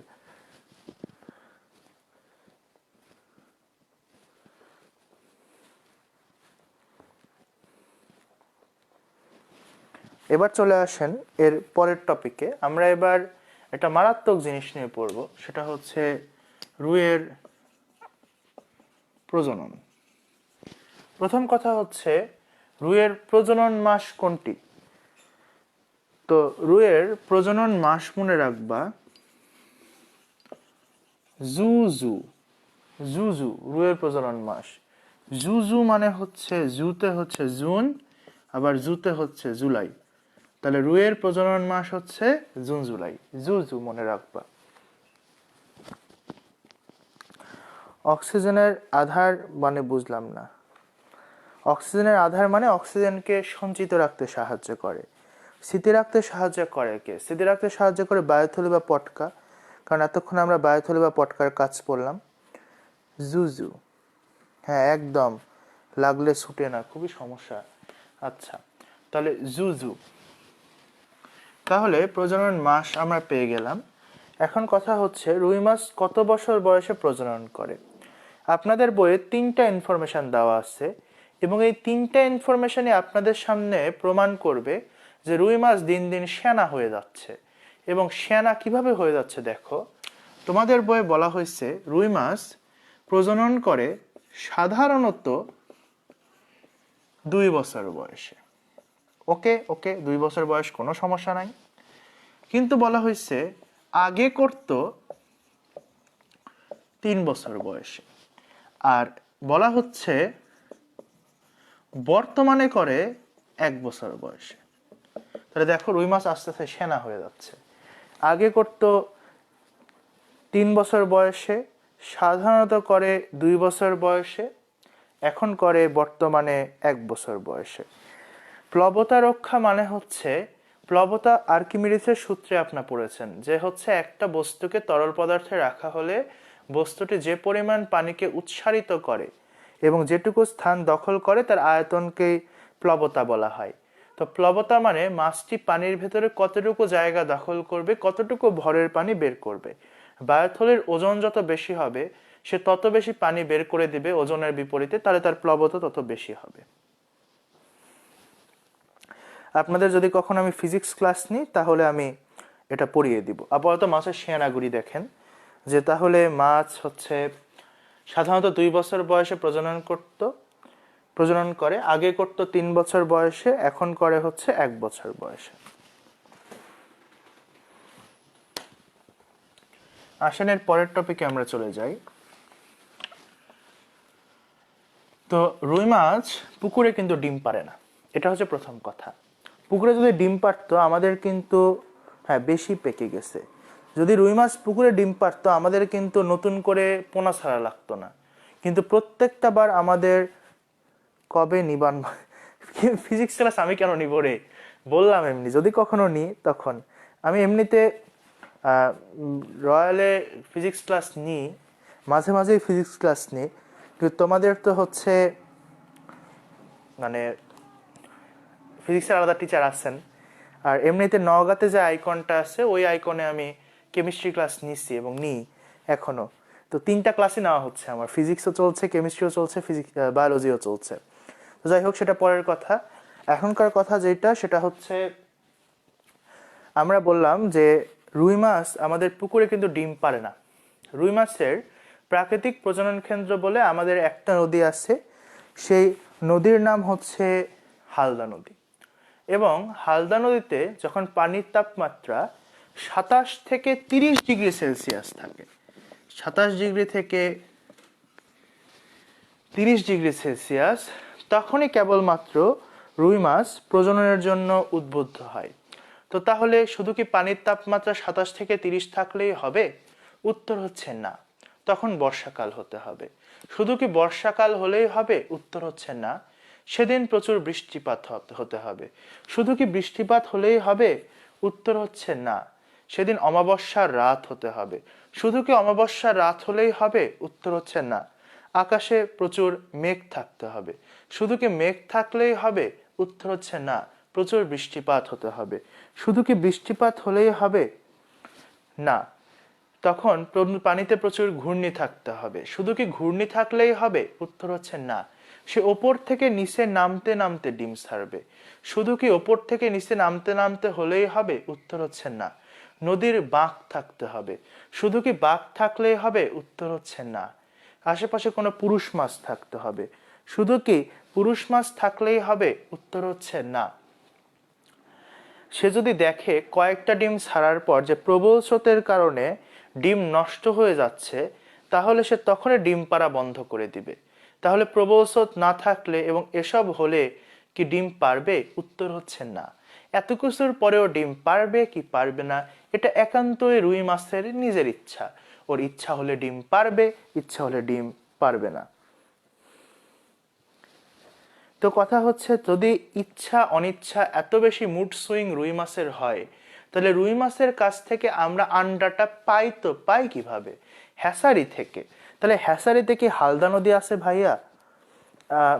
না, হ্যাসারিতে হালদা নদী নাই, কারণ হ্যাসারিতে তো হালদা নদীর একটা অংশ কেটে এনে তুমি লাগাইতে পারবে না। তাহলে ইভেনচুয়ালি হ্যাসারিতে কি করা হয়? সহজ কথা হচ্ছে, হ্যাসারিতে রুই মাছকে নেশা করানো হয়। রুই মাছের মাথার পেছনে ডোপামিনের ইনজেকশন দেওয়া হয়। এই ইনজেকশন পেলে রুই মাছ মনে করে যে আমি তো এখন হালদা নদীর বাঁকে আছি, অমাবস্যার রাত, প্রচুর বৃষ্টিপাত, আকাশে প্রচুর মেঘ, আশেপাশে খুব ঘূর্ণি, এবং আমি উপর থেকে নিচে নামতেছি, এবং আশেপাশে আমি পুরুষ মাছকেও দেখতে পাচ্ছি। সবকিছু অনুকূলে, এখন আমার ডিম ছাড়তে হবে। এটা ভেবে রুই মাছ ডিম ছেড়ে দেয়, এবং সেই নেশা করানো রুই মাছের ডিম খেয়ে আমরা নিজেদের ভুঁড়ি বাড়াই। আশা করি বুঝতে পেরেছেন।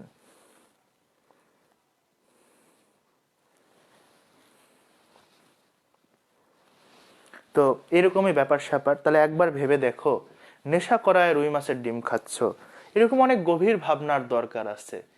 দরকার নাই আসলে। কিরকম গভীর ভাবনা আরেকটা বলি। এই যে মুরগির ডিম খাচ্ছ, একবারও মোরগ মুরগির বিয়ে দিছ? গরুর মাংস খাচ্ছ, একবারও গাভী আর ষাঁড়ের বিয়ে দিছ? দাও নাই। তাহলে একবার ভাবো, যা খাচ্ছ তা কি ঠিক খাচ্ছ? এই যে সবজি খাচ্ছ, ফল খাচ্ছ, একবারও ভাবছো ফুলের যে পরাগায়ন হয়েছে, তখন কি এক ফুল আরেক ফুলের বিয়ে হয়েছিল? মৌমাছিটা কি হালাল জায়গা থেকে উড়ে আসছে? এসব ভাবার কোনো দরকার নাই। না ভাবলেও চলে, অপ্রয়োজনীয় ভাবনা ভাবতে পারো। হ্যাঁ, ডোপামিন।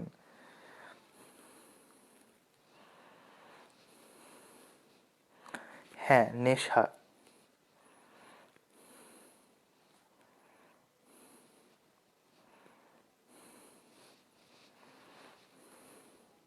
হ্যাঁ, অবৈধ ডিম, একদম অবৈধ ডিম, অবৈধ বাছুর, অবৈধ প্রেম। ভাই, ইলিশ মাছ কি তাহলে নেশা করে না? উত্তর হচ্ছে না। ইলিশ মাছের লোনা পানি থেকে মিঠা পানিতে এসে এমনি নেশা হয়ে যায় ভাই, ওরা নেশা করা লাগে না। রুই নেশা কর, এক্স্যাক্টলি। সবই তো হারাম না? সৃষ্টিকর্তা যা যা হালাল উপায়ে জবাই করতে বলছেন এবং হালাল যেগুলো খাবার করেছেন, সেগুলো সবগুলো খাওয়াই হালাল। কিন্তু জবাই যেগুলো করতে হবে, সৃষ্টিকর্তার নাম নিয়ে করতে হবে।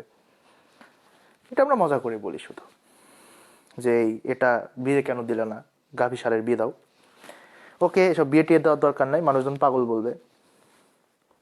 আরে হারাম খাচ্ছিস না, হারাম খাচ্ছিস না, ওদের সম্পর্কটাই হারাম, খাদ্য হালাল। আচ্ছা, যাই হোক, আমাদের রুই মাছের ভাই হাব্বি বিনোদন দেয়নি ভাই, পড়াইছে। এগুলো সব পড়ার অংশ। বই খুললে দেখবেন এগুলোই লেখা আছে, ঘুরায় পেঁচায়। এত ভাবলে খাওয়া যাবে না। এক্স্যাক্টলি, তোমরা খাবা না, আমাকে খাওয়াবা, রান্না করে করে খাওয়াবা। আচ্ছা, আসেন, আগে সবার বিয়ে দিব। এক্স্যাক্টলি, কালকে গিয়ে আগে মুরগিওয়ালাকে জিজ্ঞেস করবা এই মুরগির বিয়ে দিছিলি রে।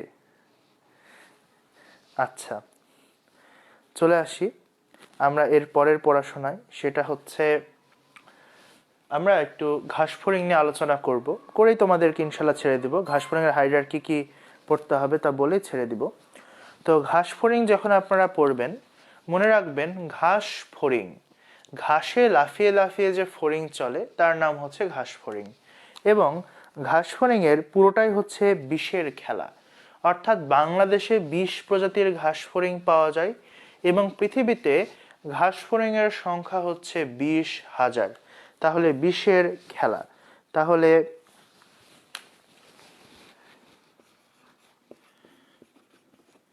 বাংলাদেশে 20 প্রজাতি,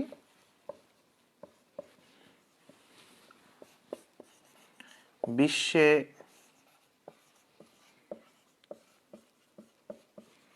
20,000 প্রজাতি। তো এটা খুব গুরুত্বপূর্ণ আপনাদের জন্য মনে রাখা, এখান থেকে আবার প্রশ্ন আসতে পারে। তাহলে আমরা এর পরের টপিকে যদি একটু চলে যাই, আমরা দেখব তোমাদেরকে প্রথমে বলেছিলাম প্রাণীর পরিচিতি চ্যাপ্টারে যে জীবগুলো আছে প্রত্যেকের দেহের অংশ 3টা করে। তাহলে রুই মাছের দেহের অংশ 3টা আসছে, ঘাসফড়িংয়ের দেহের অংশ আসবে 3টা। আচ্ছা, ঘাসফড়িংয়ের দেহের 3টা অংশ হবে, হ্যাঁ হাইড্রাটা সহজ, ঘাসফড়িং একটু বেশি করেই বলবো। মস্তক, বক্ষ আর হচ্ছে উদর, এই 3টা অংশ আসবে। তো আমরা যদি মস্তকের দিকে একটু খেয়াল করি, মস্তকে অবশ্যই মুখ থাকবে এবং মুখের চারপাশে যে উপাঙ্গ থাকে তাকে বলা হয় মুখপাঙ্গ। তাহলে মুখের যে উপাঙ্গ তাকে বলা হয় মুখপাঙ্গ। আমি তোমাদেরকে মুখপাঙ্গটা অবশ্যই পড়িয়ে দিব এখন। তো ঘাসফড়িংয়ের সামনে যদি কখনো কোনো খাবার আসে তাহলে সে খাবারের উপর অবশ্যই সে হামলা করে হচ্ছে মুখপাঙ্গের সাহায্যে। তাহলে মুখপাঙ্গের পার্টগুলো আমরা মনে রাখবো হচ্ছে হামলা দিয়ে। তাহলে মুখপাঙ্গের পার্ট হচ্ছে হামলা। কিভাবে দেখো, হামলার হাতে হচ্ছে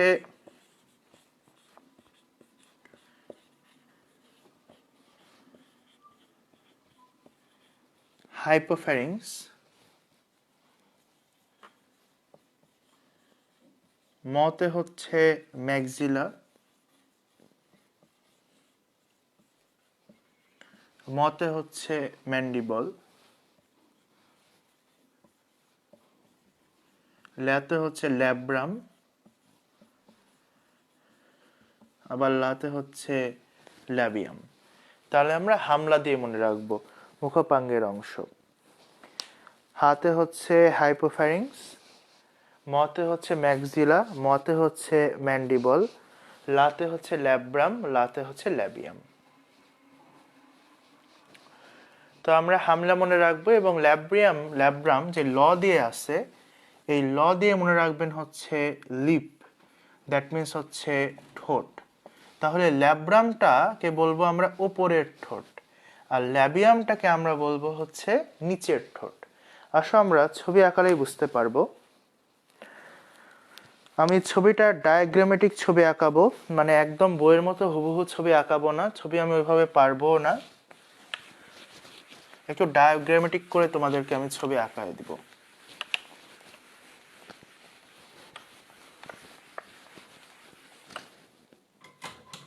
এবং তোমাদেরকে একটা জিনিস দেখাই, সেটা হচ্ছে আমার এক স্টুডেন্ট আমার ক্লাস করেছে ঘাসফড়িং, সে আমাকে এই জিনিসটা বানিয়ে দিয়েছে। এই যে দেখো, সে কাগজ দিয়ে একটা ঘাসফড়িং বানিয়ে দিয়েছে, মানে ঈশা এবার মেডিকেল প্রিপারেশন নিচ্ছে, বেশ সুন্দর দেখছো, মানে যে কোনো মানুষ যদি দূর থেকে দেখে তাকে আসল ঘাসফড়িং মনে হবে এবং সে ভয় পেয়ে যাবে। বেশ সুন্দর করে বানিয়েছে সে ঘাসফড়িংটা এবং সে 6টা পাই দিয়েছে, অ্যান্টেনাও দিয়েছে সামনে, সুন্দর করে উদরও তৈরি করেছে, একদম পারফেক্টলি করেছে। হ্যাঁ, ডিজিটাল ফটো, এক্স্যাক্টলি, খুব সুন্দর।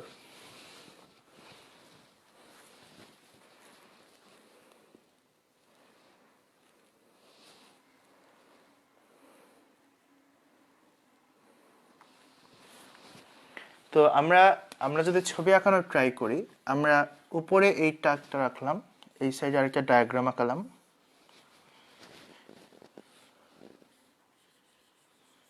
এভাবে একটা অঙ্গ রাখছি, এভাবে একটা অঙ্গ রাখছি, এভাবে একটা রাখছি, এভাবে একটা রাখছি। তো এই যে এটা হচ্ছে আপার লিপ বা উপরের ঠোঁট, এই জিনিসটাকে আমরা বলবো হচ্ছে ল্যাব্রাম। এটা হচ্ছে লোয়ার লিপ, এই জিনিসটাকে বলবো হচ্ছে আমরা ল্যাবিয়াম। দুই পাশে দেখো দাঁতের মতো তিন কোনা অংশ যুক্ত আছে, এই জিনিসটাকে আমরা বলবো হচ্ছে ম্যান্ডিবল। তাহলে এরটার নামও হবে ম্যান্ডিবল। নিচের দিকে পায়ের মতো যেটা আছে এর নাম হবে ম্যাক্সিলা, এর নাম হবেও ম্যাক্সিলা। আর মাঝখানে জিহ্বার মতো যেটা থাকবে তার নাম হবে হচ্ছে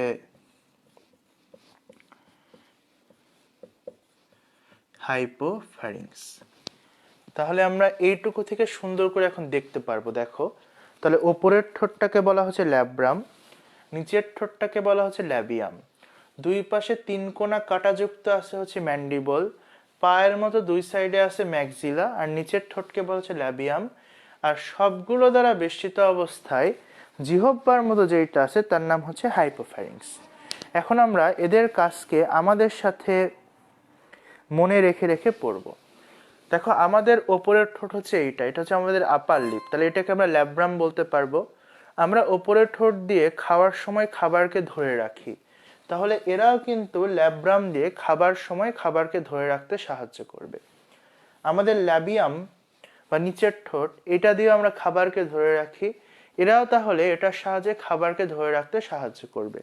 শুধুমাত্র ল্যাবিয়ামের এই সাইডে একটা এরকম পাল্প থাকে পায়ের মতো, এই সাইডে পায়ের মতো আরেকটা পাল্প থাকে, তাহলে পায়ের মতো যেটা থাকে তাকে বলবো আমরা পাল্প। এই লাবিয়াল পাল্প তাহলে খাদ্যের স্বাদ গ্রহণে সাহায্য করে। তাহলে আমরা মনে রাখবো, ল্যাবিয়ামের কাজ আমাদের নিচের ঠোঁটের মতোই খাদ্য ধরে রাখতে সাহায্য করে, এর পাশাপাশি খাদ্যের স্বাদ গ্রহণে সাহায্য করে। এখন দেখো, দুই সাইডে তিন কোনা দাঁতের মতো অংশ যুক্ত আছে ম্যান্ডিবল। আমাদের দাঁত খাবারকে চিবাতে সাহায্য করে, চূর্ণ করতে সাহায্য করে, এদের ম্যান্ডিবলও তাহলে খাদ্যকে চিবিয়ে চূর্ণ করতে সাহায্য করবে।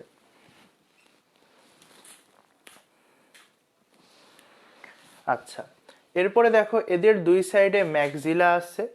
এই ম্যাক্সিলাটা পায়ের মতো হওয়ার জন্য এরা খাদ্য ধরে রাখতে সাহায্য করবে, স্বাদ গ্রহণে সাহায্য করবে। তাহলে ম্যাক্সিলার কাজ হচ্ছে খাদ্য ধরে রাখতে সাহায্য করা, স্বাদ গ্রহণে সাহায্য করা। আর মাঝখানে দেখো জিহ্বার মতো আছে হাইপোফ্যারিংস। আমাদের জিহ্বার কাজ হচ্ছে খাদ্যকে লালার সঙ্গে মিশ্রিত করা, তাহলে এদের জিহ্বার কাজও বা হাইপোফ্যারিংসের কাজও সেম হবে, খাদ্যকে ধীরে ধীরে লালার সঙ্গে মিশ্রিত করা। আশা করি বুঝতে পেরেছেন। তাই ল্যাব্রামের কাজ হবে খাদ্যকে ধরে রাখা, ল্যাবিয়ামের কাজ হবে খাদ্যকে ধরে রাখা এবং খাদ্যকে স্বাদ গ্রহণে সাহায্য করা খাদ্যের কাছ থেকে, ম্যান্ডিবলের কাজ হবে খাদ্যকে চূর্ণ বিচূর্ণ করা, ম্যাক্সিলার কাজ হবে খাদ্যের থেকে স্বাদ নেওয়া এবং খাদ্যকে ধরে রাখা, এবং হাইপোফ্যারিংসের কাজ হবে খাদ্যকে জিহ্বার মতো লালার সঙ্গে মিশ্রিত করা। এবার তাহলে আপনাদের জন্য একটা প্রশ্ন করি, প্রশ্নটার উত্তর দেন। বাংলাদেশে কত প্রজাতির ঘাস ফড়িং পাওয়া যায়? এই প্রশ্নটার উত্তর করে দেন আমাকে।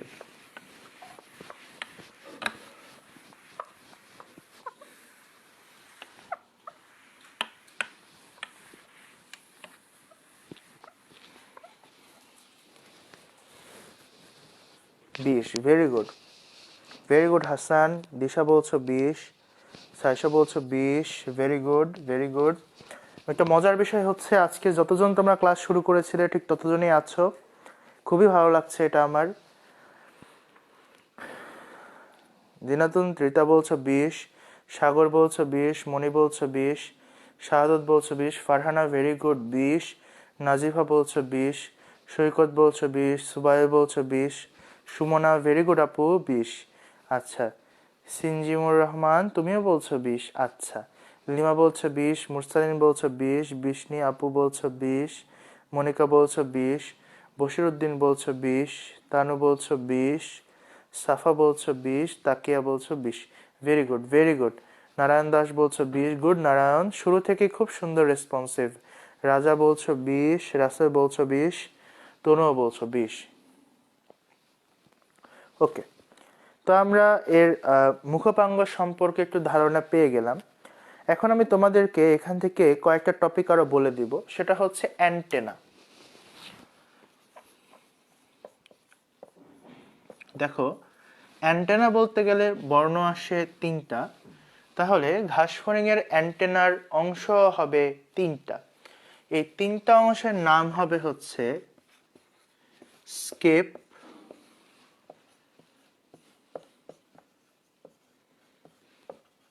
পেডিসেল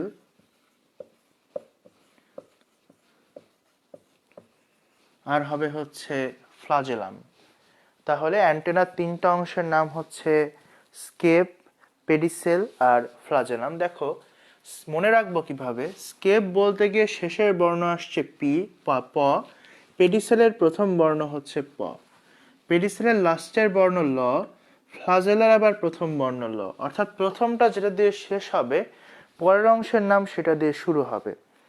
তাহলে স্কেপ প দিয়ে, পতে হচ্ছে পেডিসেল, পেডিসেল শেষ হচ্ছে ল দিয়ে, ফ্লাজেলাম শুরু হচ্ছে ল দিয়ে। অর্থাৎ প্রথম শব্দ যেটা দিয়ে শেষ হবে, পরের শব্দ সেটা দিয়ে শুরু হবে। স্কেপ, পেডিসেল এবং ফ্লাজেলাম।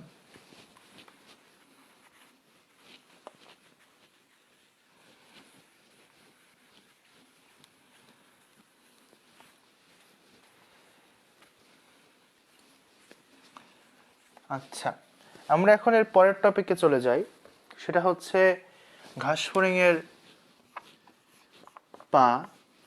পা সবসময় বক্ষ অঞ্চলে থাকে এবং মনে রাখবেন, পায়ের দেখেন, পা বলতে গেলে শব্দ আসছে বা বর্ণ আসছে প। এই প দিয়ে 1 থেকে 10-এর মধ্যে সংখ্যা হচ্ছে 5। তাহলে পায়ের খণ্ড হবে 5টি।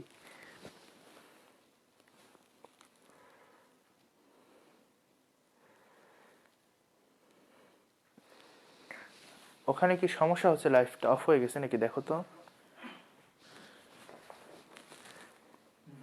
হ্যাঁ, আচ্ছা, এখানে সমস্যা করছে কেন?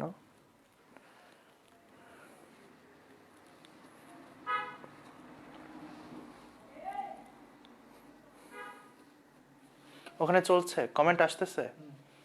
আচ্ছা, তাহলে এই ফোনের সমস্যা হয়েছে। আচ্ছা, বাদ দিই। তোমার ফোনে একটু ডাটা অন করে দাও আমাকে।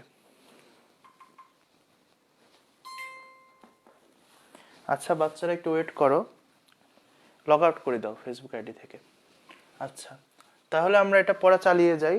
আমি বাবার ফোনটা নিয়ে একটু, তোমাদের যখন ক্লাস নিই তখন তো ধরো হেল্প লাগে কারো, তো হেল্প যতটুকু করে বাবাই হেল্প করে, তোমাদের জন্য একটু কষ্টও করেন উনি। তাহলে একটু ওয়েট করো তোমরা। ওয়াইফাই মানে চলে গেছে, এই কারণে ওটাতে অফ হয়ে গেছে।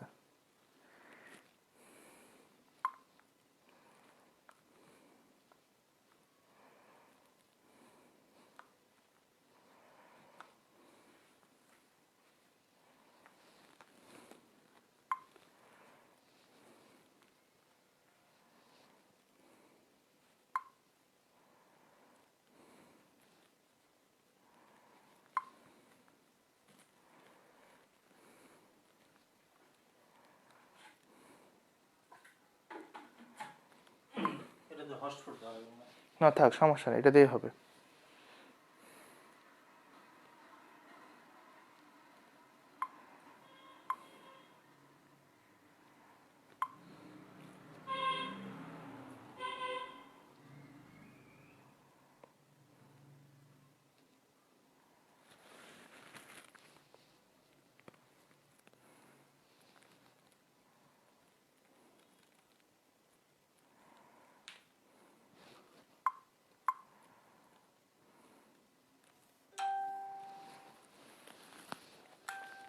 আচ্ছা, তো আমরা এই পাতে চলে আসি। সেটা হচ্ছে পাঁচটা অংশ থাকবে। তাহলে এই পাঁচটা অংশকে আমরা মনে রাখবো হচ্ছে এইভাবে, কটো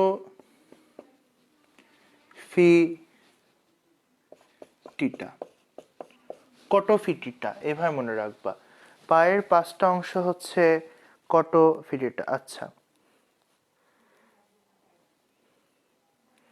কটো ফিটিটা, এই আঙ্কেলের সাথে পরিচয় হবা, পোলাপানের সাহস তো কম না, স্যারের বাবা, ভাই আর বাবা, ভয় পাওয়া উচিত তোমাদের।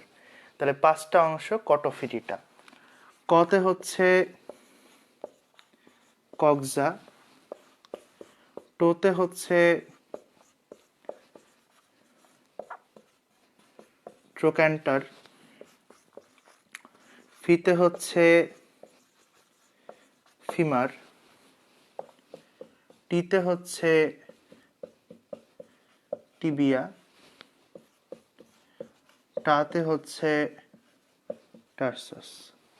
তাহলে মনে রাখবা পায়ের পাঁচটা অংশ, পাঁচটা অংশের নাম মনে রাখতে হয় হচ্ছে কটো ফিটিটা। হ্যাঁ, আঙ্কেলকে সালাম জানানো হয়ে গেছে, আঙ্কেল তোমাদের কমেন্ট দেখতেছে, সমস্যা নাই। তাহলে পাঁচটা অংশের নাম হবে হচ্ছে কটো ফিটিটা।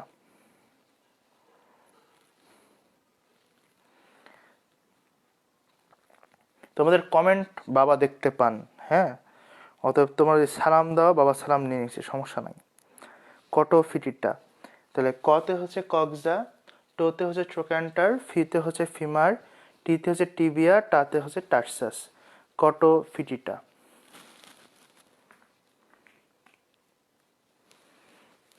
আচ্ছা, তাহলে আমাদের এখানকার কাজ শেষ।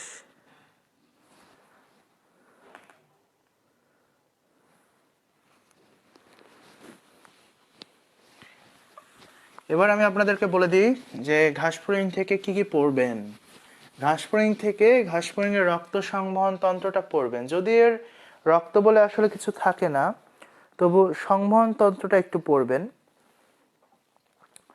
এর পাশাপাশি পড়বেন হচ্ছে রুই মাছ বলছি কেন, ঘাসফড়িং এর হচ্ছে শ্বসনতন্ত্র আর প্রজননতন্ত্র।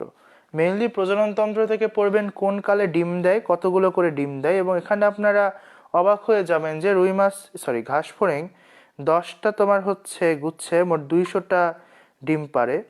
তো এই 200টা ডিমের যদি আমরা এর মধ্যে দিয়ে দিতে পারতাম, মুরগির মধ্যে, তাহলে মুরগি একবারে 200টা ডিম দিত, খুব মারাত্মক অবস্থা হয়ে যেত। তো এরপরে আমাদের যেটা এখান থেকে জানতে হবে সেটা হচ্ছে হাইড্রা থেকে আপনারা কি কি পড়বেন। হাইড্রা থেকে হাইড্রার প্রজনন পড়বেন অবশ্যই। হাইড্রা কিভাবে প্রজনন করছে, কোন কালে প্রজনন করছে, এটা আপনাদের অবশ্যই জানতে হবে।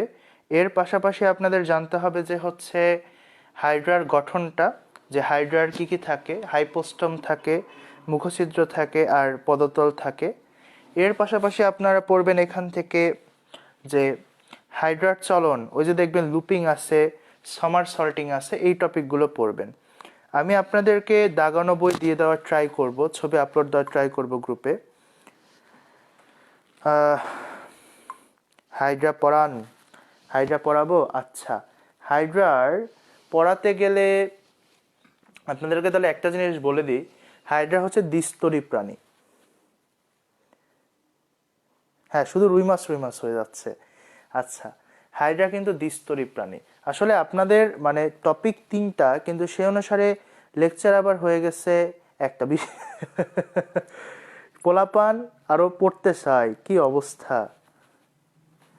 তোমার দরকার 200 ডিম, আচ্ছা পড়াবো, নাও, কোনো সমস্যা নেই। তোমাদের যখন এত ইচ্ছা পড়ার, আসো পড়াই হাইড্রা।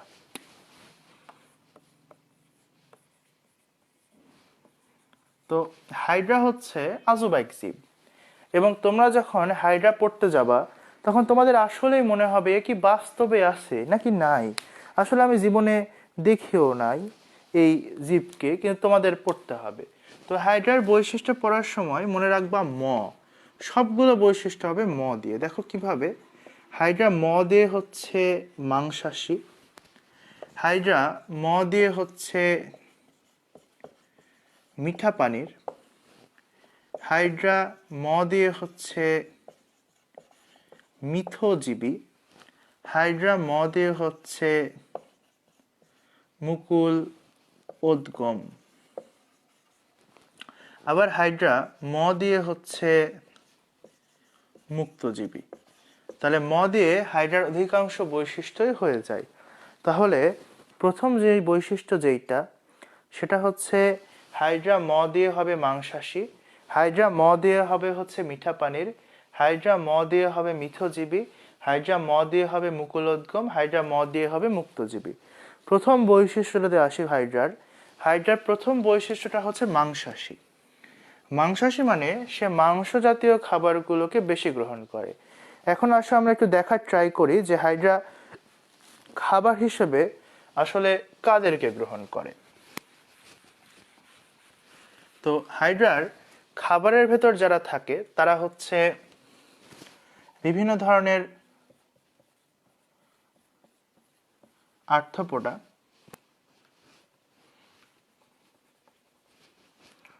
তারপরে হচ্ছে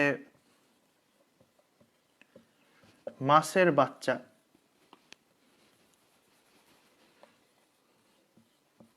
বা ডিম, থাকে হচ্ছে ক্রাস্টাসীয় প্রাণী, থাকে হচ্ছে সাইক্লপস, থাকে হচ্ছে ড্যাফনিয়া, আবার থাকে হচ্ছে অ্যানিলিডা। তো মেলাগুলা নাম, মেলা কঠিন কঠিন নাম, যে অ্যানিলিডা থাকবে, আর্থ্রোপোডা থাকবে, মাছের বাচ্চা, মাছের ডিম, ক্রাস্টাসীয় প্রাণী, সাইক্লপস, ড্যাফনিয়া। এত কষ্ট করে নিশ্চয়ই আপনাদের মনে রাখতে হবে না। আপনাদের যেটা মনে রাখতে হবে সেটা হচ্ছে আর্থ্রোপোডা, অ্যানিলিডা শুরু কি দিয়ে? এ মাছের বাচ্চা, বি ক্রাস্টাসীয় সন্ধিপদী সাইক্লপস প্রথম বর্ণ সি, ড্যাফনিয়া ডিম প্রথম বর্ণ ডি। তাহলে আপনারা মনে রাখবেন হাইড্রার খাদ্য হচ্ছে এ বি সি ডি। এতে হচ্ছে অ্যানিলিডা, এতে হচ্ছে আর্থ্রোপোডা, বিতে হচ্ছে মাছের বাচ্চা, সিতে হচ্ছে ক্রাস্টাসীয় প্রাণী, সিতে হচ্ছে সাইক্লপস, ডিতে হচ্ছে ড্যাফনিয়া, ডিতে হচ্ছে মাছের ডিম। তাহলে এ বি সি ডি এটা মনে রাখবেন। তাহলে এই হাইড্রা কি কি খায় সেটা আপনাদের হয়ে গেল।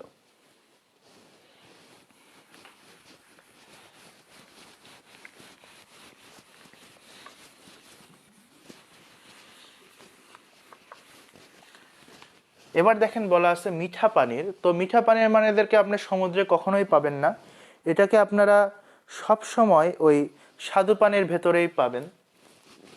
মিথজীবী, মিথজীবী মানে হচ্ছে অন্যের সাথে মিথস্ক্রিয়া করে যে জীবনযাপন করে তাকে বলে মিথজীবী। মানে অন্যের সাথে মিলেমিশে জীবনযাপন। ওই যে তুমি দেবে কিছু আমি দেব কিছু, সেইখান থেকে জন্ম নেবে ছোট্ট একটি শিশু টাইপের ব্যাপার। মানে তুমি আমি মিলেমিশে কোনো কিছু করব। তো মিথজীবী জিনিসটা ওই টাইপেরই, যে হাইড্রা শৈবালের সাথে মিলিত অবস্থায় জীবনযাপন করে। হাইড্রা আর শৈবাল বাংলা মুভির প্রেমিক প্রেমিকার মতো দুই দেহে এক প্রাণ হয়ে বসবাস করে। এই জিনিসটাকে বলা হয় মিথজীবী। এবার হচ্ছে মুকুলোদ্গম। দেখো হাইড্রা খুবই আজব একটা প্রাণী, বুঝছো? আজব প্রাণী হওয়ার কারণ হচ্ছে একে তুমি যতই মারতে চাও এ মরবে না, এর কোনো মৃত্যুই নাই। বলতে গেলে স্বাভাবিক কোনো মৃত্যু নাই। এর বংশধারণের বা বংশ বৃদ্ধির একটা অন্যতম প্রক্রিয়া হচ্ছে আম গাছে যেমন নির্দিষ্টকালে মুকুল আসে, তেমনি এদের গায়ের বিভিন্ন জায়গা থেকে একটা নির্দিষ্টকালে মুকুল তৈরি হয়। এখন তোমাদের কাছে আমার একটা প্রশ্ন, সেটা হচ্ছে আম গাছ থেকে আম আমরা কোন কালে পেয়ে থাকি? সেই কালটাতেই তাহলে এই হাইড্রারও মুকুল আসে। তাহলে যেই কালে আম গাছে আম আসে সেই কালে হাইড্রার মুকুল আসে আমের মুকুলের মতো। তাহলে তোমরা একটু কমেন্ট করে জানাও কোন কালে আম গাছে আম আসে, বা আমটা আমরা কোন কালে পাই?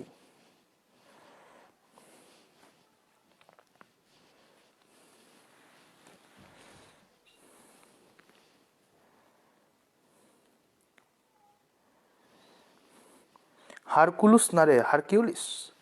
বিষ্ণু আপু বলছো গ্রীষ্ম, নীলকাব্য গ্রীষ্মকাল, মনিকামণি গ্রীষ্মকাল, দিশা বলছো গ্রীষ্ম, আতিকুল ইসলাম গ্রীষ্ম, মুরসালিন হক গ্রীষ্ম, ফারহানা তাসলিম বলছো গ্রীষ্ম, শাহাদত বলছো গ্রীষ্ম, নাজিফা খাতুন বলছো গ্রীষ্ম, শাহিন মণ্ডল বলছো গ্রীষ্ম, মিষ্টু খান বলছো গ্রীষ্ম, হাসান বলছো গ্রীষ্ম, রিপ্তি বলছো গ্রীষ্ম, ভেরি গুড রিপ্তি। সুগন্ধি কর্মকার বলছো গ্রীষ্ম, তনু বলছো গ্রীষ্ম, সাগর বলছো গ্রীষ্ম, আরমান কবির বলছো গ্রীষ্ম, ওকে। সুমনা বলছো গ্রীষ্ম,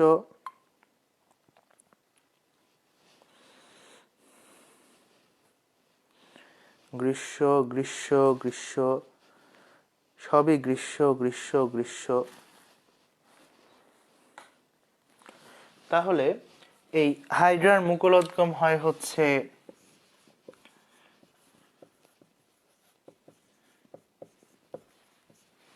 গ্রীষ্মকালে। তো এবার আমরা আরেকটা জিনিস নিয়ে পড়াশোনা করব, সেটা হচ্ছে গুড গুড সাফা গুড। সাইশা বলছো গ্রীষ্ম, সিনজিমুর রহমান বলছো গ্রীষ্ম, জ্যৈষ্ঠ মাস, জ্যৈষ্ঠী মাস তাই না? মুক্তজীবী। তো মুক্ত মানে কি? মুক্ত মানে তার কোনো বাধা নেই, সে যেখানে চাইবে সেখানে যাইতে পারবে। তার মানে হাইড্রা কিন্তু কোথাও চুপচাপ থাকে না, হাইড্রা কিন্তু এক জায়গা থেকে আরেক জায়গায় নড়াচড়া করে, অর্থাৎ হাইড্রার চলন হয়। এই চলন হয় জন্যে হাইড্রাকে বলা হচ্ছে মুক্তজীবী। এখন আমরা যদি মুক্তজীবী নিয়ে পড়াশোনা করার ট্রাই করি, তো চলনের ভেতর আমরা একটা পাবো হচ্ছে লুপিং। তো লতে লুপিং, লতে মনে রাখবেন লম্বা, লম্বা দূরত্ব। তাহলে হাইড্রা লম্বা দূরত্ব অতিক্রম করার জন্য যে চলনটা করবে সেটাকে বলা হবে লুপিং। আরেকটা আছে ডিগবাজি বা সমার সর্টিং। তো দেখো ডিগবাজি ড দিয়ে, আবার দতে হচ্ছে দ্রুত। তাহলে দ্রুত চলনের জন্য হাইড্রা যে প্রক্রিয়া অনুসরণ করবে তার নাম হচ্ছে ডিগবাজি বা দ্রুত চলন। তো মনে রাখবেন ল ল, লম্বা দূরত্ব করে লুপিং, আর ডিগবাজি হচ্ছে দ্রুত চলন। তো হাইড্রা থেকে আরেকটা জিনিস খুব ইম্পর্টেন্ট বলে আমার মনে হয়, সেটা হচ্ছে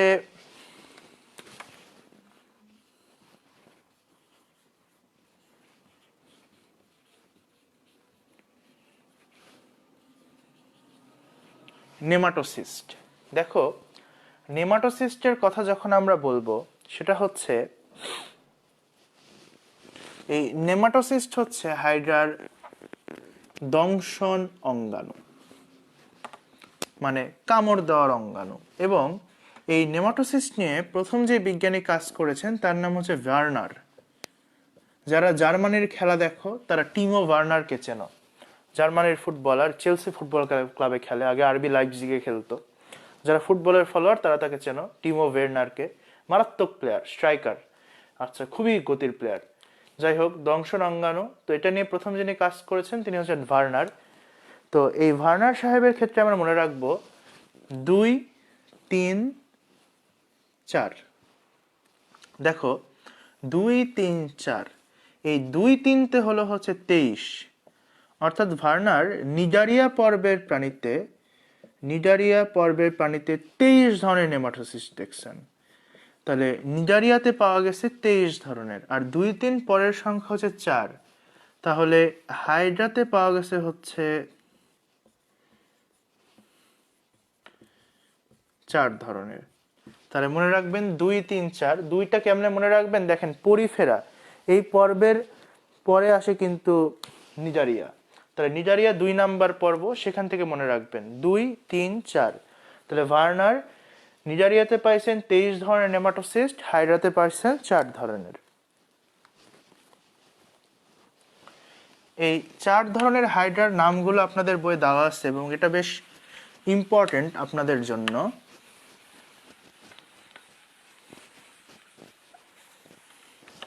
তো এদের মধ্যে একটা নেমাটোসিস্ট আছে, তার নাম হচ্ছে স্টিনোটিল। এই স্টিনোটিল মনে রাখবেন স্টিং দিয়ে স্টিল করে, স্টিং দিয়ে স্টিল করে। তাই তার নাম স্টিনোটিল। স্টিং করা মানে কামড় দেওয়া।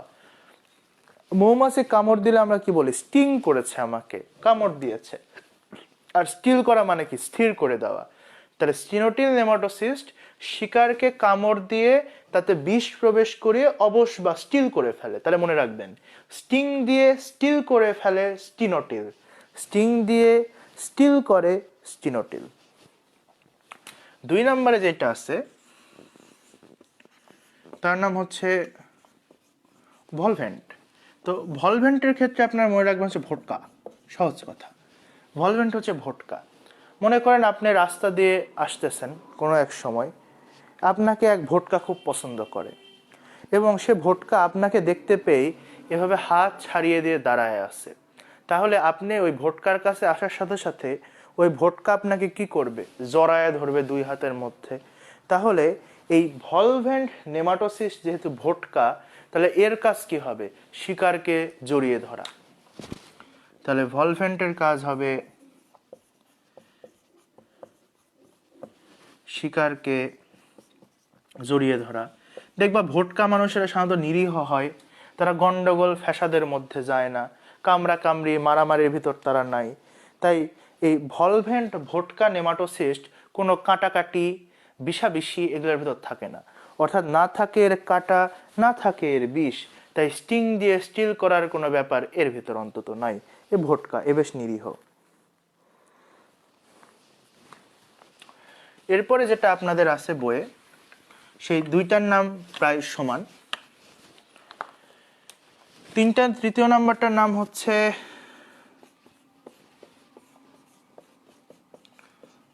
স্ট্রেপ্টোলিন গ্লুটিন্যান্ট। 4 নাম্বারটার নাম হচ্ছে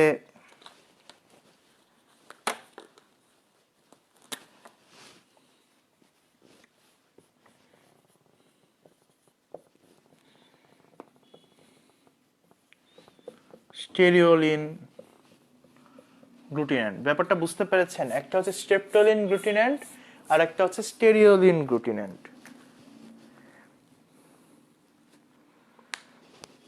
তো স্ট্রেপ্টোলিন গ্লুটিন্যান্ট স্টেরিওলিন গ্লুটিন্যান্ট দুইটার মধ্যেই দেখো গ্লু বলে কথা আছে। এখানেও গ্লু আছে, এখানেও গ্লু আছে। গ্লু শব্দের মানে হচ্ছে আঠা। তাহলে এই দুইটার কাজ একই হবে। এই দুইটার কাজই হবে আঠালো রস ক্ষরণ করে শিকারকে আটকে ফেলা। কারণ দেখো দুইটার নামের ভেতরে গ্লু আছে। গ্লু শব্দের মানে আঠা, এইভাবে মনে রাখবা। তাহলে স্ট্রেপ্টোলিন গ্লুটিন্যান্ট এবং স্টেরিওলিন গ্লুটিন্যান্ট দুইটাই গ্লু জাতীয় রস, অর্থাৎ আঠালো রস ক্ষরণ করে শিকারকে আটকে ফেলে। এখন দুইটাই যেহেতু কাজ একই, যে দুইটাই আঠালো রস ক্ষরণ করে, তাহলে নিশ্চয়ই এদের মধ্যে কোনো পার্থক্য আছে, যে কারণে একটাকে বলা হচ্ছে স্ট্রেপ্টোলিন গ্লুটিন্যান্ট, আরেকটাকে বলা হচ্ছে স্টেরিওলিন গ্লুটিন্যান্ট। পার্থক্য হচ্ছে একজনের কাঁটা থাকে, মানে কামড়া কামড়ি করে, আর স্টেরিওলিনের কাঁটা থাকে না। আশা করি আপনাদেরকে আমি পুরো নেমাটোসিস্টের ব্যাপারটাই ক্লিয়ার করে দিতে পারছি। খুব সহজেই, খুব সুন্দর করে স্টিং দিয়ে স্টিল করে দেয় স্টিনোটিল। ভোটকা ভলভেন্ট জড়িয়ে ধরে, কোনো কাটাকাটি বিষাবেশি থাকে না। স্ট্রেপ্টোলিন গ্লুটিন্যান্ট, স্টেরিওলিন গ্লুটিন্যান্ট, গ্লু গ্লু গ্লু মানে আঠা, আঠালো রস ক্ষরণ করে শিকারকে আটকে ফেলে। স্ট্রেপ্টোলিন গ্লুটিন্যান্টে কাঁটা থাকে, স্টেরিওলিন গ্লুটিন্যান্ট খুব নিরীহ, এর কোনো কাঁটা থাকে না। এই জিনিসগুলোই এই 3 চ্যাপ্টার থেকে মূলত পড়বেন। হাইডার প্রজননটাও মন দিয়ে পড়বেন। আশা করি আপনাদেরকে যতটুকু পড়িয়েছি ততটুকু পুরোটাই বুঝাতে পেরেছি। নেক্সট ক্লাসে ইনশাল্লাহ আবার আমাদের দেখা হবে। এর মধ্যে পড়তে পড়তে যেটা বুঝতে পারবেন না সেটা আমাকে জানাবেন, আমি ক্লিয়ার করে দেওয়ার ট্রাই করব। ইনশাল্লাহ সামনের দিন আমাদের আবার দেখা হবে। ততদিন সুস্থ থাকবেন, আমার জন্য দোয়া করবেন, আমিও আপনাদের জন্য অনেক দোয়া করব। আসসালামু আলাইকুম।